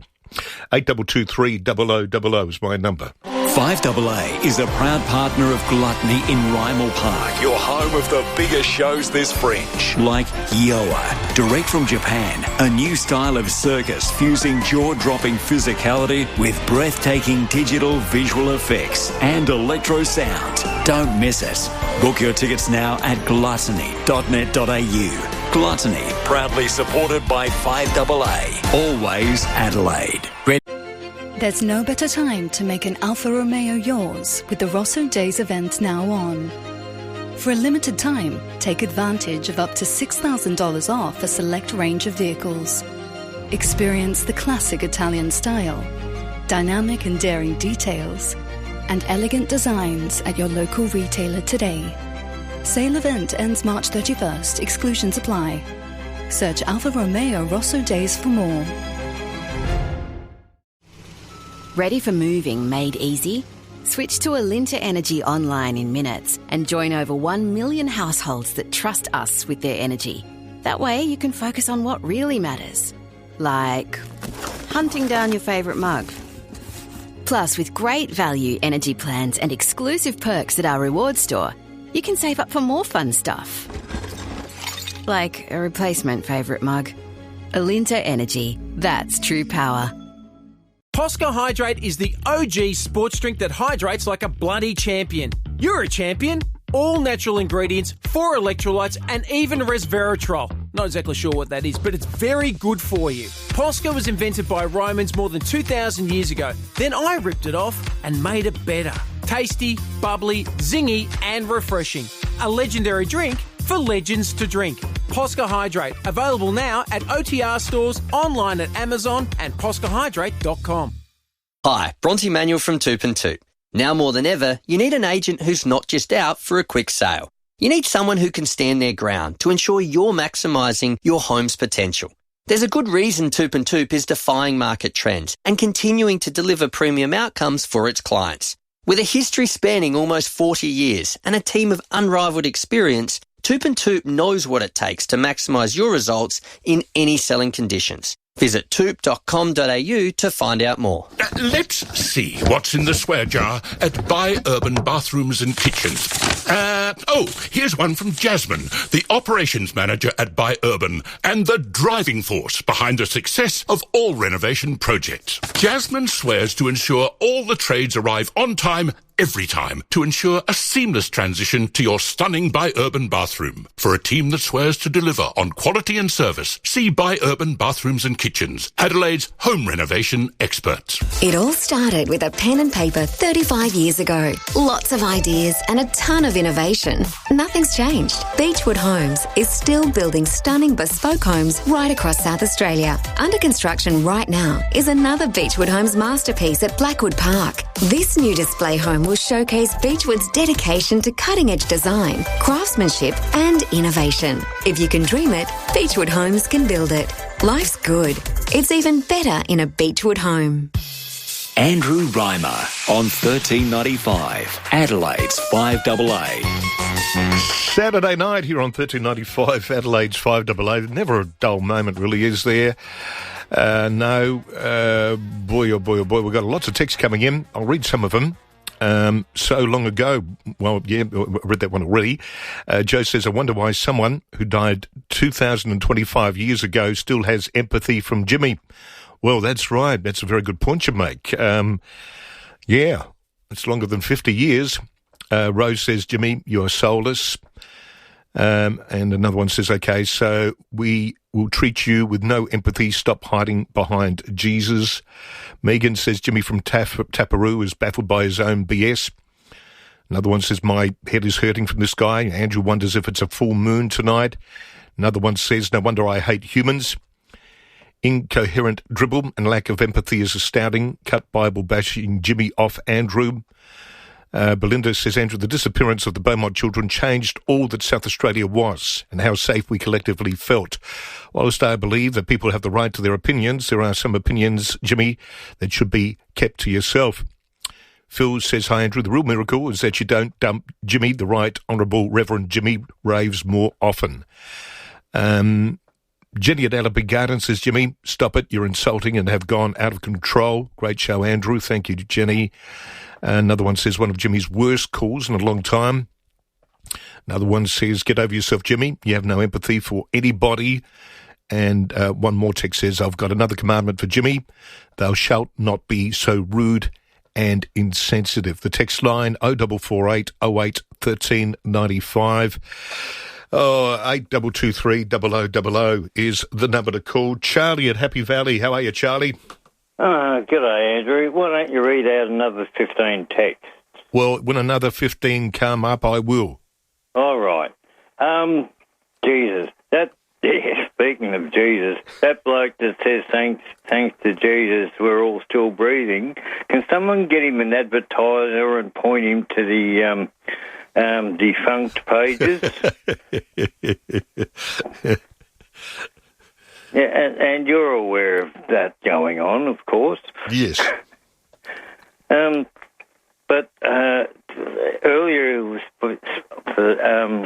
now I don't know why I came up with this. We were talking about the Murray River. Yeah. At some stage, and I thought of River Islands. River Islands? River Islands. I don't know if there are that many around them, along the Murray, but I know they exist. Yeah. But imagine something like a Bribey Island on the Murray. Bribey Island on the Murray? Mm. And what would we do on this Bribey Island of the Murray? Oh, well, have fun, obviously. You know, when I wrote this down, so I remember to say it, I also thought of that old Peter Plus and Baz and Pilko song, The Day We Went to Victor. Do you remember that one? Didn't we have a lovely time the day we went to Victor? It was based on that song, Day Trip to Bangor. Yep, I love that too. And on the way back, I cuddled with Jack and we opened a bottle of cider, singing a few of our favourite songs as the wheels turn round.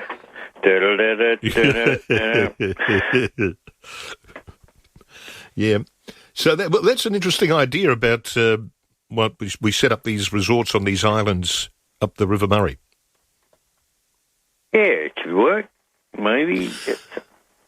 Well, there's a few. I remember years ago when I was a kid, we used to go, Dad had a cabin cruise and we'd go up and have spend a couple of weeks up the River Murray. I think it was near Loxton or Barmer, and there was, or Berry, and there was an island nearby. It was like a sand island, and we used to set up the tent on that. And it was really good. It was really a lot of fun. So because we were isolated away from everybody else. That sounds great. That's one of the few parts of Australia I haven't got to. I've been all around. Yeah. Haven't been to Marble Bar, Meekatharra or Mildura, but or up there around Loxton and that. But get up there. Get up and have a look. Yeah, do it, Charlie. And you know what the good thing is? You can even get on a state line, a bus, and it's pretty cheap, and take the bus up there, book yourself into a caravan park, one of the hotels, stay a few days, do some local tours, and you'll have a great time. Lovely. All right. Charlie, you look after yourself, all right? And thanks for your call. Thanks, Andrew. All right, cheers. 8223 is my number. W says it may have been 50 years ago, but there are still family members affected today. Betty says, Andrew Reimer, there are a lot of us still alive who remember the trauma of the Beaumont children. We need closure. Gavin says, hi, Andrew, there are some bad callers that I just can't listen to, but Jimmy is so bad I can't wait for him to call in. Robbo Paraka says, Andrew, you handled that so well. It's about closure. Another one says, Fiveaa is the best. And another one says, I do love that Fiveaa allows the freedom of speech, which is great, and you handled the last caller very well. But, yeah, I really struggle with the term closure, because I don't think you ever truly get closure. There's always going to be questions. There's always going to be questions. There's always going to be doubts. I don't think you ever get closure. You may maybe find more peace if the children are found, but it won't give us closure, because a horrible, tragic thing has happened to 3 little children. And I don't think we'll ever get over it. There'll never be closure. I hate to tell you. Another text says, why don't give this Jimmy airtime? He has no empathy of what happened with the Beaumont children. Every night complains about the world we live in, or sitting on his soapbox. If he rings, do not air him. Well, it's talkback radio. We're not going to like everything that's said. It's just the nature of the beast. Mark at Hallett Cove says, hi, Andrew, my goodness, you're a patient man. I sometimes tune in and enjoy your show. Some of your listeners are lovely. Some are not so lovely. Heather sounds like she's more fun than a barrel full of monkeys. And Jimmy says, I don't understand so many times. Perhaps it's best Jimmy spends some time learning about life instead of ringing you, Andrew. I think the Beaumont children were happily coerced away by someone known to them. There is a possibility they were taken overseas. Do you think? It's a tragedy. Either way, poor kids. Whether it's spit spotting here in Hallett Cove since 8 p.m, but not even wetting the ground, sadly. I hope you get to enjoy your Sunday off, Andrew, and rejuvenate, ready for Jimmy's next call. Kind regards, Mark at Hallett Cove. Thanks, Mark. I'm on tomorrow night, 9 till midnight. And I agree with you when it comes to your theory that they were coerced away by somebody they knew. I'm certain of it. I'm certain of it. Everything I've been hearing when it comes to various investigations, it was somebody who they trusted, who they felt safe with, and there's the irony of it all. Well, Ojo says, I'd rather swim with white pointers than dip a toe in the Murray. Dean says, Andrew, is Jimmy a young chap? He reminds me of a teenager that's been born again, too quick to shed his truth. He also thinks he knows all that we already know, and that he's the first person to come up with the answer. God's love loves us all equally. And Adam says, hi, Andrew, if there's one thing I can't stand on the radio, it's people that preach, not mentioning any names. It's so nauseating. Adam, thank you very much for your text as well. Like I say, it's Talkback Radio. We're not going to like everything we're hearing. We're not meant to. That's the point of Talkback Radio. It's meant to challenge us at times. It's make us think. It's to frustrate us at other times. But it's real. And that's one of the great things about Talkback Radio. It is real. And I'd like to think that you enjoy it more than you don't. I certainly hope that's the case. 8223 0000 is my number. Tune into the Fiveaa Breakfast Show each week as David Kosh chats with Will and Dave. Yes, an interest rate cut came through. Markets thought it was a certainty. The Reserve Bank governor slapped the markets down in no uncertain fashion by saying, hey, we had a long debate on this. This wasn't a foregone conclusion. A rate cut just got over the line in the discussion. All you boffins expecting 4 or 5 rate cuts this year, you're dreaming. David Kosh, each week on 5AA Breakfast. Always Adelaide. There's no better time to make an Alfa Romeo yours with the Rosso Days event now on. For a limited time, take advantage of up to $6,000 off a select range of vehicles. Experience the classic Italian style, dynamic and daring details, and elegant designs at your local retailer today. Sale event ends March 31st. Exclusions apply. Search Alfa Romeo Rosso Days for more. Snooze members save up to 40% off. Save up to 40% off mattresses and up to 40% off bed frames. Hurry, the Snooze member event ends Sunday. Exclusions, T's and C's apply. What a little snooze can do. Posca Hydrate is the OG sports drink that hydrates like a bloody champion. You're a champion.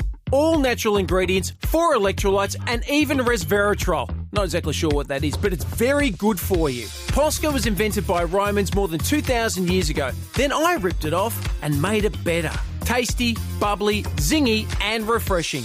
A legendary drink for legends to drink. Posca Hydrate, available now at OTR stores, online at Amazon and poscahydrate.com. Internet users of Australia, switch to Superloop and stand up for fast internet that's built for the future.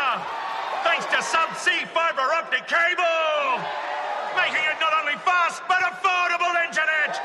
So you can dive down a conspiracy rabbit hole at the bottom of a new rabbit hole beyond your current rabbit hole. Or whatever you want. Yes, refresh your internet with Superloop. Steinborner has done it again. The Jack T9 Ute has landed at Jack Motors in Gawler. Enjoy a 5-star ANCAP safety rating, 7-year unlimited K warranty, 7-year roadside assist, and 7-year capped price servicing. The Jack T9 impresses with a turbocharged diesel engine, 4x4 dual-range transmission, 3-ton towing capacity, and can easily handle a full-size Aussie pallet with 1,045-kilo payload. All this from $45,980 drive away. Jack Motors, it's well worth the trip. Gawler, Barossa and Clare, or at gawlerjackmotors.com.au. The most frustrating thing about having your car repaired after a collision can be the wait. Sometimes months. At Premier Panel Services, the wait is one thing you won't have to worry about. We've expanded our workshop and our highly skilled team. It means we're better equipped to deliver an outstanding outcome for you and your car. RAA and MTA approved, Premier Panel Services work with most insurance companies. So ask for Premier Panel Services and get back on the road sooner. Ignition for Men.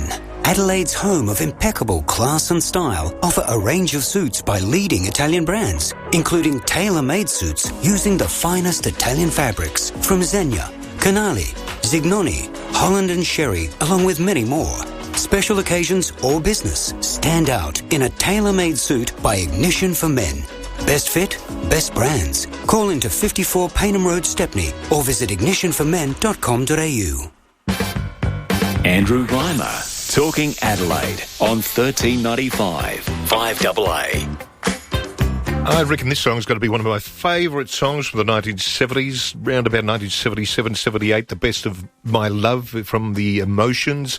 Just a good, upbeat, feel-good song. No doubt about it. Leo, how are you? Do you like that song? Hello, Andrew. Yeah, it's all right, yeah. It's all right? Yeah, it's all right, yeah. All right, you don't like it? You don't remember dancing to it? Andrew, a lot of songs are good songs. Yeah, I know, but do you remember dancing to that song back in the 1970s, going out to the disco? No, I didn't really go out a lot to the discos, really. Yeah.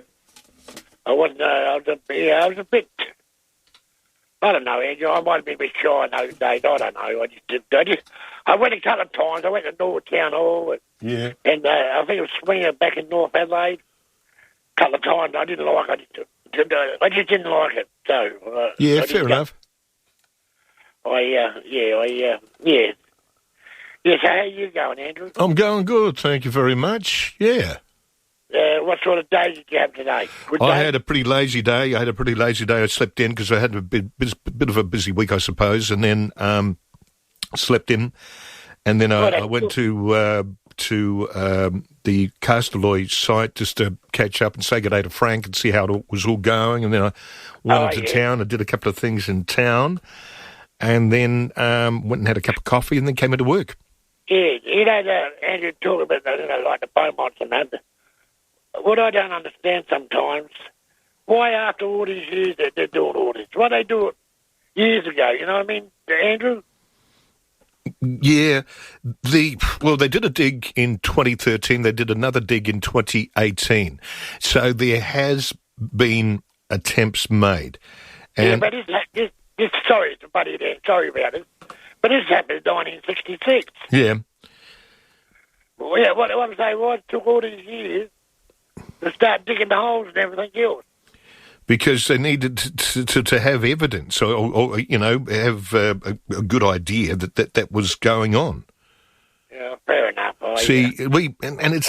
It's easy to look back 59 years and think, with all the technology we've got, with all the answers we've got now that we didn't have 59 years ago, it's easy to look back and say, well, why didn't this happen? Why didn't this happen? This didn't happen. It was a different time. All right, back then. Gee whiz, they had landlines. Most police officers walked the beat. Sure, there were police officers and cars and all the rest of it, but it was a much simpler time, especially when it comes to technology, when it comes to gathering intelligence as well. Yeah, I heard Bates that was saying something about that guy, whatever his name's Harry, I can't think of his name.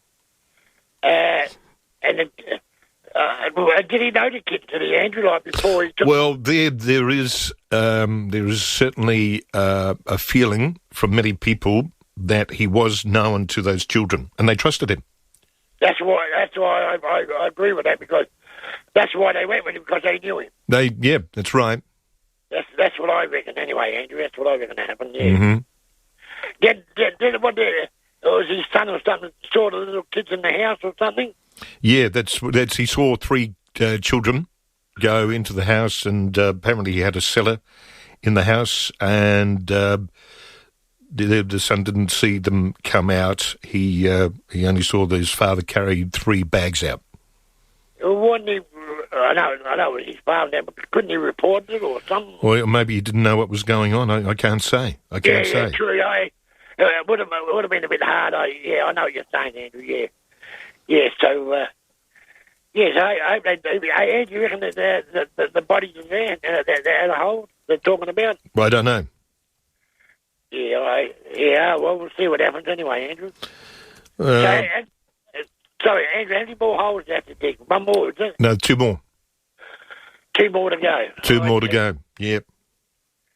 Oh, well, fair enough, yeah. Yeah, I remember that happened, Andrew. I was only about 12 years old, I think. Yeah. 66, right on. 64 would have been 10, 11. 65 would have been... I was 13 years old. You're 13 years old, so you would have had a real concept about what was happening. Oh, yeah, everybody was talking about back in those days too, Andrew, and it was on the news all the time, and then they got that bloke come from overseas, I can't think of his name. The Dutchman. That's it, you're right. Yeah, the Dutchman, and he led him on a bit of a wild goose chase, from what I can tell. Yeah. Said that they were buried somewhere in Somerton Park underneath some concrete. Yeah, that's right. And and then just before they got rid of the concrete, he went back overseas, and there was nothing there. There was nothing there. Yeah, well, that was a waste of time, but never mind. What else I was going to say? But what was frustrating about that, what was frustrating too about so many people who came forward with all their different theories, their different stories, some of them were lies, was the pain and anguish they would have put the parents through every single time, giving them this glimpse of hope, only to have that taken away from them. Yeah, I know, yeah. Yes, what else can I say, Andrew? Hey, Andrew, that's what I want to know. You know that song called Sugar Shake? Sugar Shack. Yeah, Sugar Shack. Sugar Shack, yeah. So, who did that song, Andrew? Jimmy Clymer and the Fireballs. The Fireballs. Yeah, Jimmy Clymer and the Fireballs. Sugar Shack. Yeah. And the Fireballs were also the ones who sang Bottle of Wine. Oh, I was going to say that. They did the song Bottle of Wine, too. Yeah, Bottle of Wine. Bottle of Wine, Fruit of the Vine, When You're Going to Let Me Get Sober, Leave Me Alone, Let Me Go Home, Let Me Go Home and Start Over. Yeah, that one, I didn't mind that song. I liked It was that good. song. Yeah, it was a good novelty song. Yeah, it was, too, yes. What else can I say to you, Andrew? Andrew, remember a song called Norman? Norman, yes, I can. It was an Australian song. Pack up, Normie, you and your mates. No, that's it. Yeah, that's right, Andrew. But this is a different one. This is a American girl. Oh, right. No, how's it go? Hang on, Andrew. Norman, my love. You remember that one? No, I don't. Her name was, the lady that sang that song, because I got the record here. Her name was Sue Thompson. Oh, right, okay. Yeah. Yeah, she did that. That one, Rack Off Normie. Who did that, Andrew? Jeez. Rack off, Normie, you and your mates to know what you're after. Yeah. Yeah, Then she said to the song, if you would have played your cards right, or something like that, you would have got what you wanted or something like that. Right, okay. Yeah, it's been a long time. I haven't heard that since probably the 1970s. That's right, it was around about that time when it came out, yeah. Yeah, yes. What else can I say, Andrew? I don't pretty know. Warm outside, Andrew, pretty warm outside. Is it? Yeah. It does. It looks like there's a lot of wind. I looked out the window just a moment ago, and it was quite windy. The trees were really being shaken around. No, there's a little bit. It's starting to get a little bit of breeze out up here now, but not much. But it's starting to come. Yeah, Andrew. All right, Andrew. I suppose I'd better make tracks. I suppose. All right. Well, you enjoy the rest of the night, Leo, and thank you very much for your call. All right. See you, Andrew. Bye. See you, mate. Thanks very much. Bye. 8223 0000, the number. Meredith at Gawler. Hi, Meredith. Hi, thank you. I'm just driving home from being out, and I found Jimmy to be quite... he's supposed to be sympathetic in the whole bit. He's got no compassion at all. It's not just empathy, it's compassion. It not only affected the family, it affected the police that were involved. It affected many other people as well. Everybody.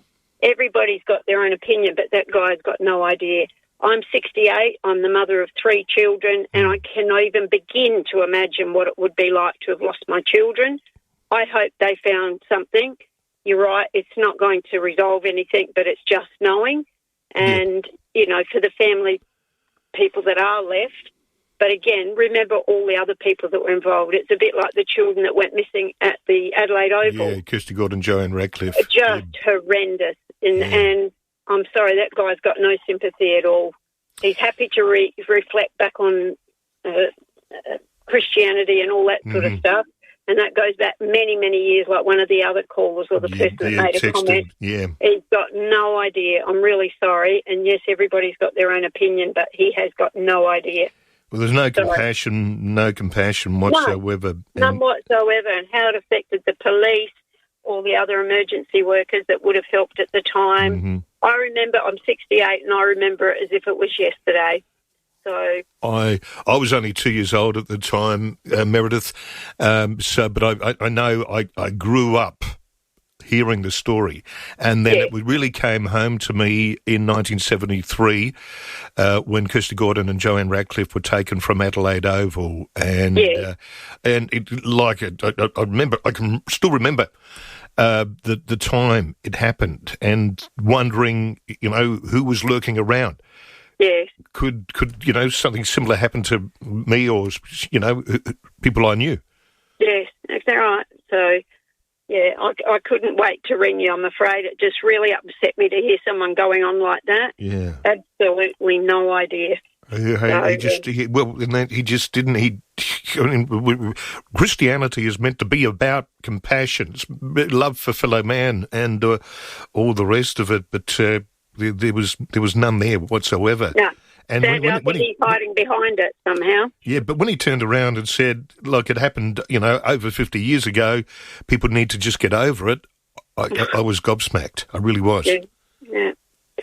Thank you for taking my call. It just really upset me, to be honest, remembering it as vividly as I do remember it. So thank you. Yeah. Hey, you look after yourself. Drive carefully too, Meredith, all right? And thanks for calling in. Thank you. Good night. Bye-bye. Bye-bye. Yeah. 8223 is the number. Lenny, Elizabeth Down says the Norman song of the 1970s was entitled The Newcastle Song by Bob Hudson. I'm not sure about that because, Doug, are we able to find the Newcastle song, please? Can we find the Newcastle song, please, by Bob Hudson, put in hotkeys? And so we have a bit of a listen to it because it's been a long time since I heard the Newcastle song. You could be right. But but I don't think it is the Newcastle song. It's Rack Off Normie, You and Your Mates, and it was sung by a woman, whereas Bob Hudson is a bloke, and he sang the Newcastle song, and it was about Newcastle. Oh God! Again, I haven't heard that song since the 1970s. 8223 0000 is my number. Fiveaa is a proud partner of Gluttony in Reimer Park, your home of the biggest shows this fringe. Like 27 Club, the infamous club returns for its final fringe season, starring Sarah McLeod, Kevin Mitchell and Justin Burford. 27 Club celebrates the rock legends of Joplin, Winehouse, Cobain, Morrison and Hendrix. Book your tickets now at gluttony.net.au. Gluttony, proudly supported by Fiveaa, always Adelaide. There's no better time to make an Alfa Romeo yours with the Rosso Days event now on. For a limited time, take advantage of up to $6,000 off a select range of vehicles.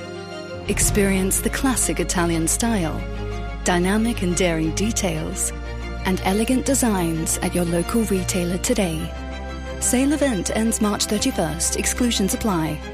Search Alfa Romeo Rosso Days for more. Do you get thirsty? Yuck! Get rid of it. Posca Hydrate is the OG sports drink that hydrates like a bloody champion. You're a champion. All natural ingredients, 4 electrolytes, and even resveratrol. Not exactly sure what that is, but it's very good for you. Tasty, bubbly, zingy, and refreshing. A legendary drink for legends to drink. Posca Hydrate, available now at OTR stores, online at Amazon and poscahydrate.com. Since 1990, Cinderella's Commercial Cleaning have been providing cleaning services all over South Australia, and now, all these years later, they've become so successful, they're now venturing interstate as well. Cinderella's is a great South Australian success story. As I said, they've been around for over 35 years. Their clients, they come from a wide range of areas. They've got commercial, strata, government, education, health, heavy industry. They do hospitality and also B&Bs. Cinderella's have a green and sustainable approach to facility management, and they have a focus on providing their clients with highly trained labour and quality products and processes, and that's contributed to their steady growth every year since 1990. They are what they like to be called the full-spectrum solution to facility management, and it doesn't matter whether you're looking at office cleaning, washroom hygiene, sanitation, I mentioned the B&Bs, if you name it. When it comes to commercial cleaning, anything you can think of, Cinderella's can do it. They'll have an answer for you no matter how complicated you believe your cleaning issue might be. And the wonderful thing about Cinderella's and what they do so well too is they do their job so well that you don't have to give them a second thought. You just worry about running your business, building your business, and let Cinderella's handle all your cleaning needs and do it very, very well. And they also do floor care, grounds maintenance. They do chemical spills out on highways. They've got all that hazmat training and things like that. And it doesn't matter where you are too. You could be in Clemsic, you could be on Kangaroo Island, you could be at Gawler, you could be at Goolwa, you could be at Port Lincoln, Victor Harbour. They will look after you. Cinderella's Commercial Cleaning. They're also suppliers of cleaning services and cleaning supplies. They are the solution to all of your cleaning conundrums. Their office, if you like, and showroom where they sell some of their cleaning products, Shop 12, 1700 Main North Road, Salisbury Plain. Their telephone number is 8271 6677. You can email them, sales@cinderellas.com.au, or just go to their website. Check out the website, cinderellas.com.au. Remember, the world is a dirty place. Thank God for Cinderellas. There's no better time to make an Alfa Romeo yours with the Rosso Days event now on. For a limited time, take advantage of up to $6,000 off a select range of vehicles. Experience the classic Italian style, dynamic and daring details, and elegant designs at your local retailer today. Sale event ends March 31st. Exclusions apply. Search Alfa Romeo Rosso Days for more. Do you get thirsty? Yuck! Get rid of it with Posca Hydrate, the refreshing all-natural sports drink. A legendary drink for legends to drink. Posca Hydrate, available now at OTR stores, online at Amazon and poscahydrate.com. This is it, Australia. 2025 marks 35 years of Clean Up Australia, and we're going big. We're calling on everyone to make this the biggest Clean Up Australia Day ever. From beaches to bushland, parks to playgrounds, streets to sidewalks. And we need you. Let's roll up our sleeves, throw on some gloves, and make a huge difference. Be a part of something bigger. Register now at cleanup.org.au. The Fiveaa Player app lets you listen to all your favourite Fiveaa shows wherever you go. This is Andrew Reimer. 5 minutes away from 11 o'clock now, here on 1395 Adelaide's 5AA. More texts coming in. I'll get to those very shortly. Anne at Rosalind Park, hello to you. How are you going tonight? I'm good. I just went to a really good show at the Regal, the Night Owl show. Yeah, it was great. Great. Yeah, going to another one on Wednesday there. They've got a whole series of shows. Yeah. And they're from England, and there's a whole group of musicians, and sometimes they're a duo, sometimes they're a band, but they're just fantastic. Went last year as well and went to about 5 of their shows, and they're doing different ones this year. Mm-hmm. Anyway, the reason I'm ringing was basically about the Sturt electorate, but before I go there, I just want to let Jimmy know that when the Beaumont children went missing, that was when I was taught what fear was, and I actually experienced that when I was 8 years old. I used to go to Marriottville Primary, have to catch the bus up to Hallett Road, which is on Kensington Road, and then walk from bus stop 15 to 17.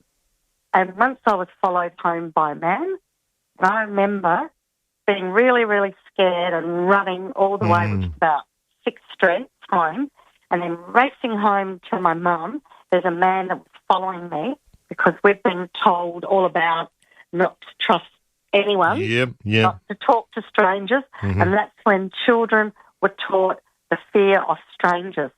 And I think Jimmy's problem is perhaps he's got a psychological problem where he just doesn't experience compassion. That's my feeling, because I've always been very patient with man, but I just think he doesn't maybe understand. Yeah, I mean, we're not going to go. We're not in the business of assessing somebody's psychological well-being. We've got to be careful with that sort of thing. But okay. It's anyway. I'll get off that. Yep. And move on to the Sturt electorate. Yes. Do you know that there's a new Teal candidate in town in Sturt electorate? No. Called Dr. Verity Cooper. And Dr. Verity Cooper has got her advertising up in Sturt already, and I didn't realise they were allowed to do that, considering the election hasn't been called. It hasn't been called. No, well, she's got her little light blue, teal-coloured advertising pants, big placards on Kensington Road.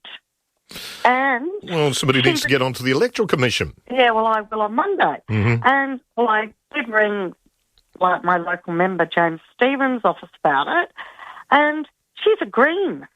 A month ago, she was a member of the Greens. Well, they said 3 months ago, and I looked it up online, and, yeah, she's a retired GP from Parkside who's catapulted herself into Sturt, and, yeah, they're trying to unseat the sitting member and probably working in tangent with the Greens, but calling themselves a Teal and getting sponsored by Holmes Court to the sum of $66,000. So people should watch out, everyone in South Australia and anyone listening from interstate. It's such a dirty watch business. Out who the Teals really are. It's such a dirty business. It really is. And there's so many disingenuous people in the world of politics. Yeah. And you know what's really interesting? On this website I looked up just a minute ago to find out her name, it says, she defected from the Greens because she thought they had such an obstructionist housing policy. But she's very neatly, and she used to work for the candidate who's running for the Greens in the same electorate. So they'll have all the Greens supporting the Teals, and obviously the ALP will have a much greater chance because they'll preference the ALP, and that's how the ALP gets the votes to even get into government. And that's what will happen. Yep.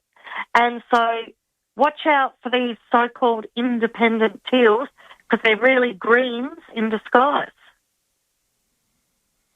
Yep. So that's what I'm ringing up about. Well, thank you for bringing that to our attention. It just, that frustrates the hell out of me that you've got people taking advantage of their electorate by pretending to be something that they apparently are not. Definitely no independent. Definitely got Green background. Yeah. And a member of the Greens in the last 3 months, according to James's office, and according to this website, that might be 2 months or 3 months old, the website, last month. And it's now defected. So I'm just hoping there's going to be lots of other Conservatives that are coming out who are going to preference James Stevens if people don't like Mr. Dutton. But, obviously, you'd have to be pretty foolish to support someone like Albanese when he's letting the Chinese come cruising up between New Zealand and Australia and making some second-rate diplomatic statement to them. Look, in his defence, they're in international waters. Yeah, I understand that. Well, how come he hasn't made a phone call to perhaps some supporters of ours, like Trump, and maybe or put some of our boats out there in international waters to obstruct them so that they won't be able to fire and they won't be able to cause our commercial aircraft to have to divert off their main courses and probably consume more fuel in doing so. Yeah. I'm not sure if you were listening earlier on, but I've got a bit of a theory about it. And the theory is, and I could be completely wrong, but it's a theory as to why the Chinese are doing it this particular point of time. We're heading towards an election here in Australia.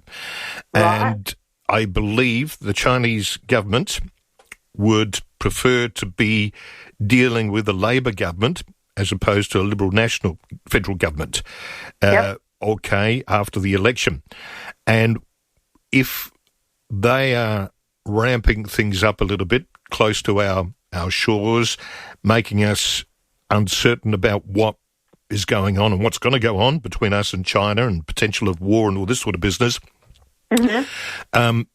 people during uncertain times, they are very hesitant to change governments because there's already enough uncertainty. They want some surety. And it may be that's part of the logic. And like I said, it could be completely wrong. But I just think that's the part of the reason it's being played that way. And maybe that's why Albanese and Penny Wong gave the lame responses that they did. Mm-hmm. And also, you've got to remember that Albanese was a card-carrying member of the Communist Party when he was at university. Well, most of them were. Mm. Penny Wong's not much different. And, yeah, I'm just kind of hoping the Australian people aren't going to be duped by these gross promises. Oh, and Albanese promising to have all these doctors visiting people's homes. Where's he going to get all the GPs from? Where's he going to get the drivers to take the GPs around? Yeah, well, where's he getting the money from? Like, he's got no money. There's no money. Mm. But he's making all these promises. Now he's promising tax cuts. It's nothing but a big spending budget. People are doing it really hard. And if they think they've got a paltry 0.25% rate cut, that doesn't mean that it's going to remain, they're going to get more rate cuts, because it will just fuel inflation.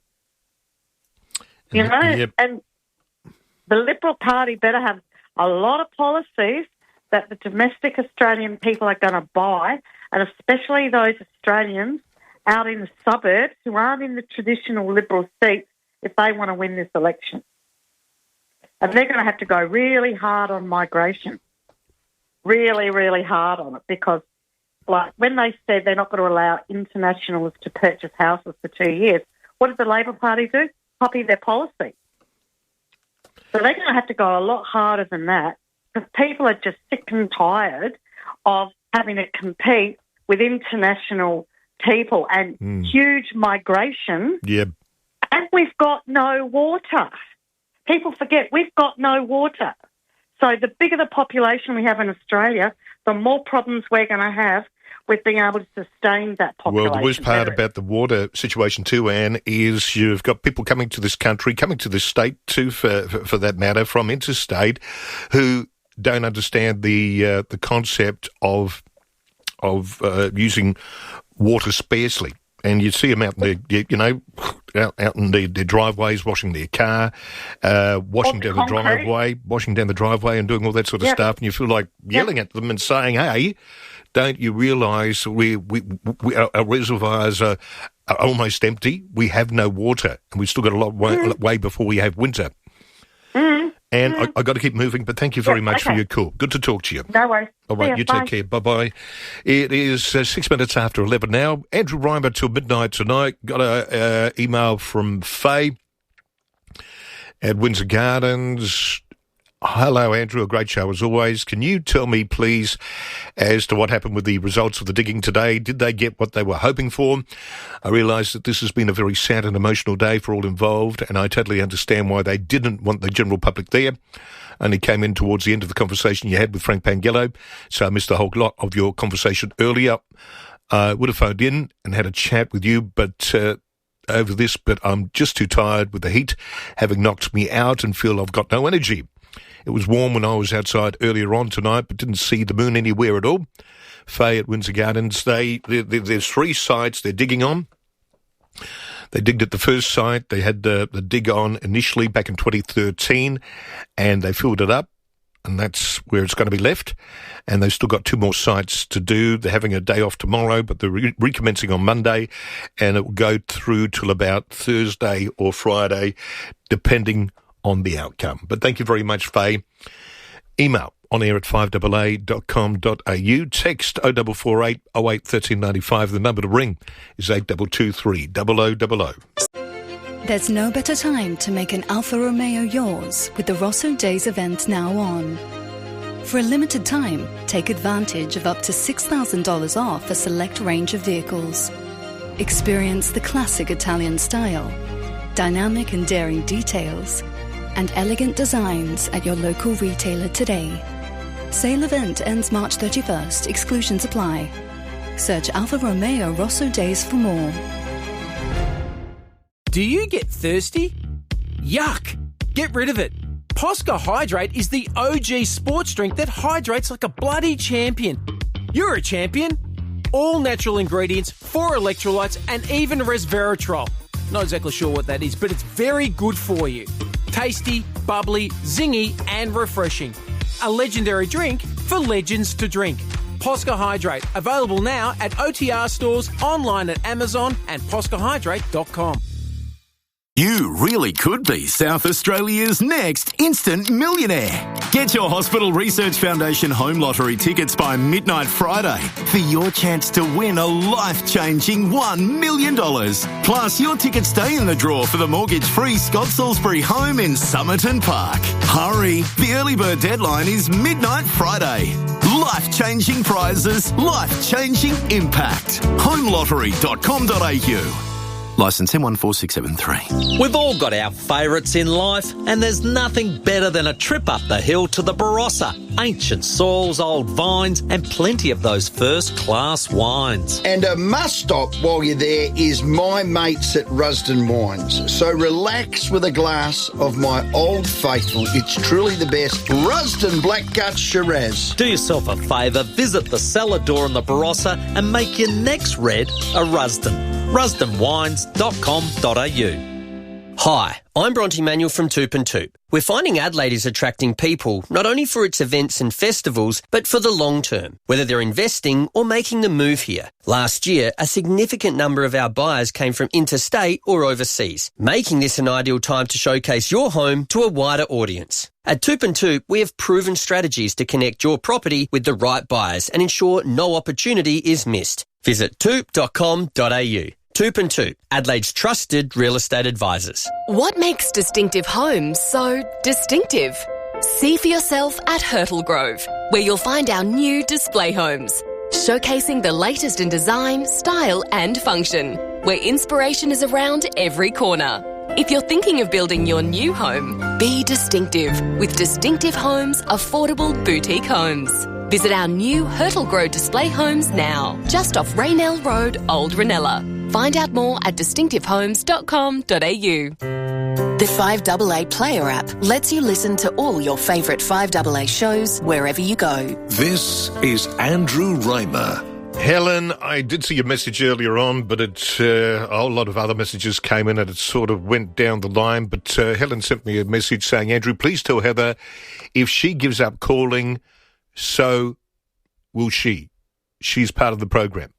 Helen, Heather's not going to stop calling, okay, and don't you worry about that. We've got more text, lots more text coming through too, which is great. Just bear with me for a moment. Where are we up to? Anne-Marie says, hey, Andrew, what's the longest a caller has ever waited for you to answer their call? I don't know. I reckon about 40 minutes, actually. Yeah, Doug's nodding his head, about 40 minutes. Julie texted saying, regarding Jimmy's call, disgusting attitude. Many of us were about the same age as the Beaumont children and frequented the same place where they disappeared. So the unresolved investigation hits hard. We were just going about our business in what thought was a safe area. Could have been any of us taken many times whilst walking home from the local shops. Strangers stopped and offered me a ride. It was really scary. Our family moved to Adelaide from the country at the beginning of January 1966. My mother was always telling me not to talk to strangers and to watch out for strange men. This has affected me in as much as since the Beaumont disappearance, I've always been frightened of men. A family were at the Footy Oval the day those other two girls disappeared, and I also worked for Harry Phipps' dentist, met him once. So all these things haunt me to this day. Thanks to Frank and his team for what they're doing. Hope they're successful. Julie, thank you for that text. Nick says, hello, Andrew. Mr. Albanese is not going to know what hit him. It's going to be a landslide like what happened to Kamala and Biden. Andrew, cost of living, power, hospital crisis. Andrew, we got everything under our feet and we pay an arm and a leg. Thank you, Nick. Another text. Hello, Andrew. I'm impressed with your patience and fortitude this evening. The search for the bodies of missing people is surely a biblical thing to do. Man, being made in the image of God, has intrinsic value. To locate and respectfully inter bodies and a demonstration of love of one another is important aspects of our culture. Furthermore, it behaves us to search out and solve cold cases no matter how long ago their demise occurred. On this occasion, I cannot agree with Jimmy, but I appreciate that you patiently gave him airtime. Thank you for your text. James and Angie say, hi, Andrew. A damning report has revealed the staggering number of homeless people or children who are dying on Australian streets every year. Queensland's Child Death Review Board says kids were being lost across the resident care system that has forgotten how to care. A young boy who lived out of a cardboard box with no food or clean clothes before he died on Queensland Street was just one of the tragic examples. His death was among 70 identified in the annual report. This should not be happening in a wealthy country like Australia. Angie and James, that's a disgrace. Karen texted me saying the song Norman by Sue Thompson. Thank you for that. Another one says there's a bloke in the Clare and Gilbert Valley running for election that has face up advertising already. Helen, I read your message. And Paul says, do you honestly believe that there's only 3 Chinese ships off our coastline? How many submarines? W says she agrees with my point. The Chinese Navy has come a long way to make a point. Meredith of Balaclava says it is with much anguish I send this text, but surely the regular caller Jimmy has breached every aspect of respect with his call tonight. Surely this repetitive type of call should not be given airtime. Well, he can be repetitive, but he wasn't repetitive with what he said, because he was talking about his attitude towards the Beaumont children and the digging up of the Castorloy site, so that was different. Another text says, hi, Andrew, good show tonight, but I'm fuming over Jimmy's call, and I'd love to know how the other members of his church feel about his outburst tonight, as he often talks about his church and represents his church. He doesn't sound very sympathetic to me at all, and is always trying to push his beliefs on radio. I wonder just how the other church members feel. Thanks, Andrew. Have a good night. And Anne-Marie says, just a thought, Gina Rinehart should have helped Whyalla people instead of the government stepping in. Thank you. Alison is at Parkside. Hi, Alison. How are you tonight? I'm good. How are you? Yeah, good, thanks. Good. Yes, the Beaumonts. I mean, I was only a baby when that happened. Yeah. But, and who are the two from the Adelaide Oval, you know, at the footy? Radcliffe and... Yeah, Kirsty Gordon, Joanne Radcliffe, yeah. Yeah. Just horrific, and never solved. Very sad. Anyway, and the poor parents of the Beaumonts have gone so fast now, and they will never have closure. So that it's just so sad. It's just terrible. Anyway, I've got a little top 10 for you. Yeah. Things that make me happy. Yes, go on. Oh, right. My cat, my plants, because I love my plants. They're all out on the balcony. I leave notes under my neighbours' doors. I just leave little notes secretly in the middle of the night saying, have a happy day, have a happy week. That makes me happy. Talking on the radio, listening to the birds at 4 a.m. Like, my birds here wake up at really early, and they've all got their babies, and they squeak away and chat away. That makes me happy. A great movie, my favourite, Rebel Ridge at the moment. Perfecting a knitting stitch.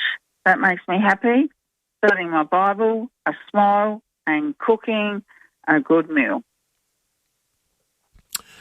All right, well, that sounds like nice, simple pleasures in life, which is good. Yes, exactly. Yeah. Simple things. It's the time. I was talking to a neighbour of mine today, and we were discussing this at length. Mm-hmm. It's the simple things that can make you happy. You don't need $1 million. You don't need this or that. Yeah. It's, you know, the tiniest little thing that can make your day happy. I've got to be honest, $1 million would make me happier. Oh, well, yes. you know. We won't go there. But it is the tiny things that make you happy. I won $18 on the Cross Lotto tonight. Well, that's a start. Well, that's a start, yes. But I'm pretty pleased with that, $18. I only bought a You might get $10 half a 10. pizza. I bought a $10 10 ticket. And so I was pleased with that. You did well. Thank you very much. Now, hey, that movie you mentioned makes you happy. What's it called? Rebel Ridge. I was talking to Leith about it, or someone the other night. It's really excellent. What's it about? All of, white supremacy, and this young black fellow gets just harassed by the police, even though he has done nothing unlawful. It's quite disturbing at times, but it's a brilliant movie. It's on Netflix, and it's called Rebel Ridge. All right. So It's disturbing, but it makes you happy. Well, there's a good ending, and it ends in fairness because he wins in the end, but it's disturbing the way how the police treat him is disturbing. Yes. But watch it and see what you think. But it's a very, very good movie. I'll see what I can do. It's hard to find,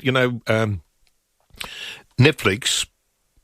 When you're looking for a movie on Netflix or any of the other channels, the amount of scrolling, I sometimes scroll for over an hour trying to find a movie to watch because nothing catches my eye. Yeah, well, get Rebel, whatever I call it, Rebel Ridge. Look at it, watch it, and it's a thriller. And I didn't even know what a thriller was, but apparently it had to have you, you're on the edge of your seat, and there's anxiety and there's trauma, and just watch it. It's a brilliant movie, and unfortunately it's true to reality. So yes, have a little squiz at that one. All right, thanks, Alison. You have a good night, all right? You. Okay. You too. Thanks. You too. Bye-bye.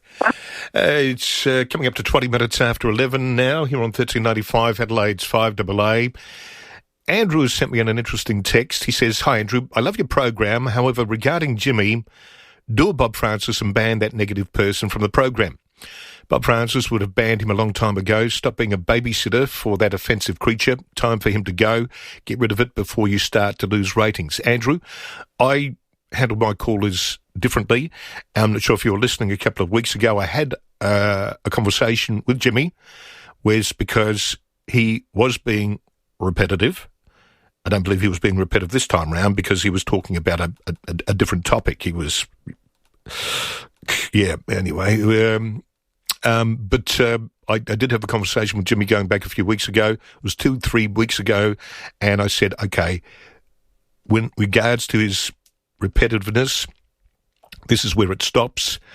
And if he wants to talk about world events, if he wants to talk about events happening here in South Australia, he's more than welcome to do so, but we don't talk about religion. And while he was sort of talking about religion in a sense, he was more talking about his attitude and his belief that people should stop giving a damn about what happened to the Beaumont children, which is absolutely wrong. And so that's the reason he had, we had that chat. But it's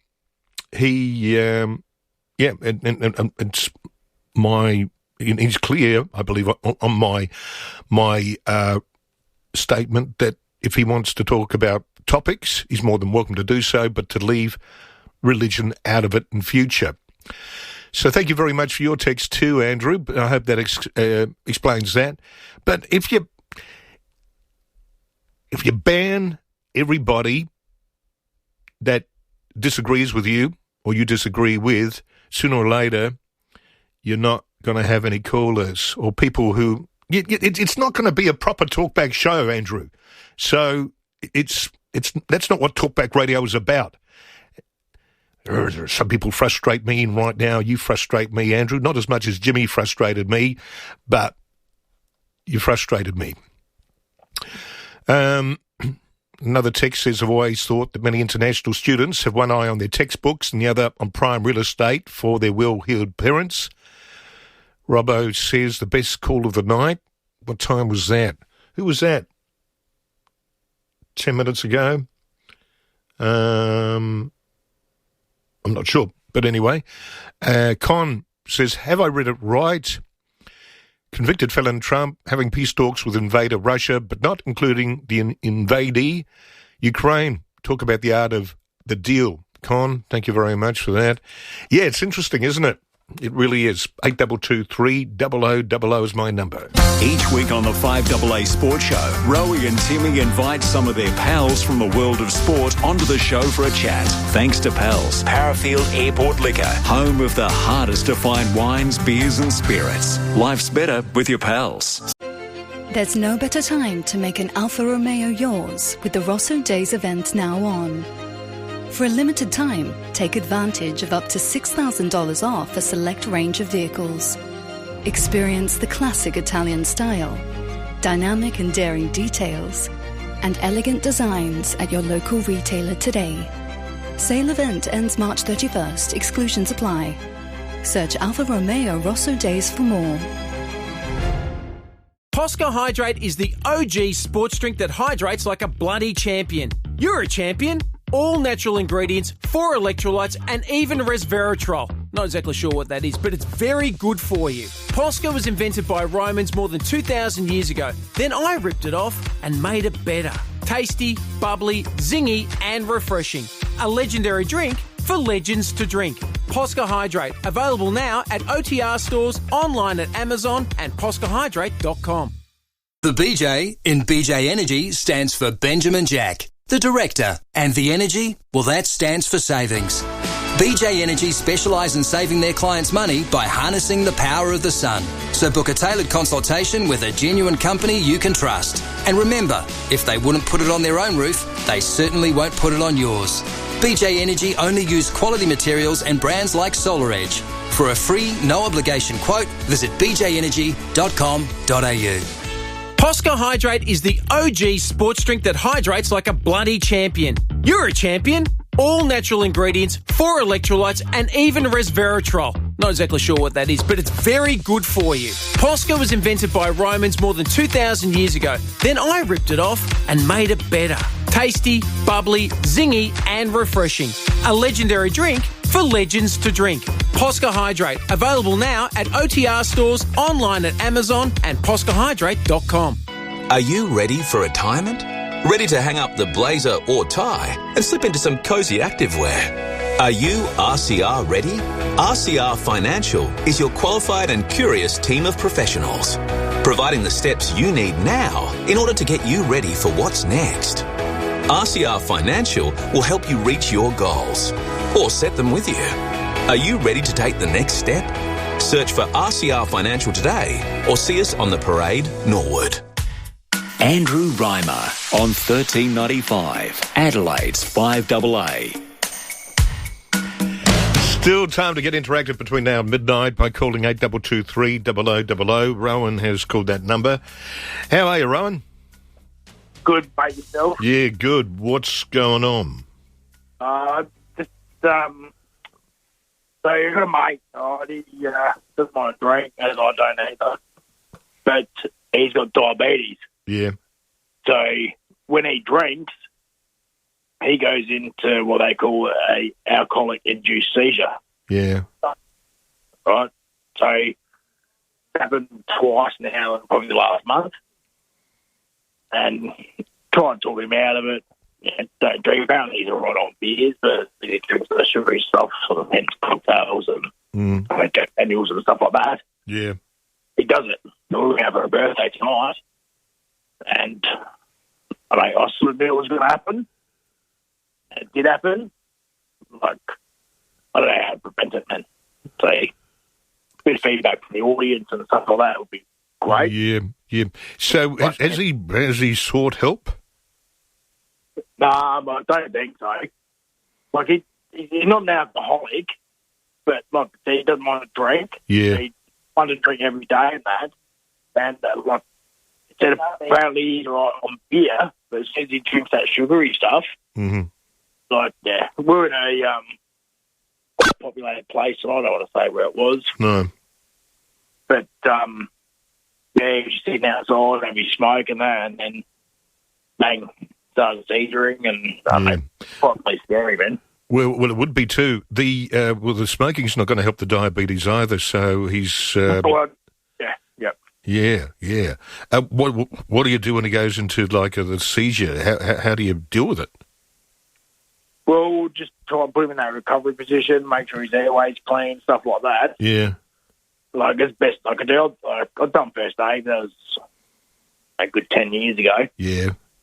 So, called the ambulance and stuff like that. Do a fight to get him in the bed, get him to go. So, how does he ever have anything embarrassing happening to him when he's in those seizures? No, like tonight, because I've only ever seen it twice. I think it's only happened 3 times. I've seen it twice. Yeah. I said it's been twice in a month. But he threw up a little bit tonight. Yeah. But apart from that, I don't think, like, as far as I know, you're understanding embarrassing anyway. But yeah, as far as I know... Yeah, no. I'm talking about when you lose control of your bodily functions and things like that. I've seen it happen to some people who do have seizures, and it's very, very difficult for them. Yeah. There was one of his kids, his grandkid and shit like that, but... Yeah. I don't know. Well, how old is your mate? Born in 77, so maybe 48. Is that right. Well, he's not old. Good. No, I've had a few drinks, so my mate's not very good either. But yeah, no, that's right. Not old. He's definitely not old. So I don't know if anyone's in that same situation. Have they had experience with it? What he probably needs to do is go and see his doctor. Yeah, I think his biggest fear, because he's a subby, right? Yep. So going to hospital, man, his biggest fear is losing his licence. So you get processed and do all that sort of thing. This licence, bang, he don't want to borrow it, which I understand is his livelihood. Yeah. Like, it's not safe to be dropped, period, but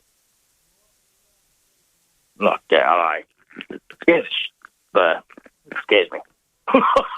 Well, it would, and he's lucky he's got a mate who actually gives a damn. Because there'd be mates out there or people who who think, well, look at him now, what a wanker, you know. He's looked after me in the past. So that's good. But then it's a little bit worse for wear these days, I guess. Yeah. Well, none of us are getting any younger. Unfortunately, no. I know. So the older we get, the more we've got to start looking after ourselves. Yeah, I completely agree. But I'd love to have the feedback. Yeah. From the family, like, have they been in this sort of situation? How they can them to look after themselves. Yeah, but he's got to wake up to it, I guess. Yeah, because like I said, from his perspective and his point of view, he's fine after he has beers. Yeah. Like, it's fine, but then he has, like I said, jacks or cocktails. We went to a joint tonight. We can drink cocktails for a couple of hours or something, and he got balls deep, and I knew it was going to happen. I was waiting for it, unfortunately, but you can't tell him, And the worst thing is, people don't understand how sugar interacts with our body and makes it everything worse, especially when you relate it back to mixing your drinks with sugary drinks or your cocktails too. Yeah, see, I don't know a lot about diabetes. I don't have diabetes. Yeah. And I might be ignorant of my fact, but I don't know a lot about it. But it seems to mess him up a bit. Best advice I was ever given when I was younger, don't mix the grain with the grape. Okay. Yeah, okay. That's a good one. But also, pace yourself. If you have a drink, have a glass of water between every drink. At his age, if he's got diabetes, stay away from the soft drinks with it. Well, water, but... Yeah, water's good. And you can put a twist of lemon in it or something like that to give it a bit of flavour. Drunk it away. Yeah.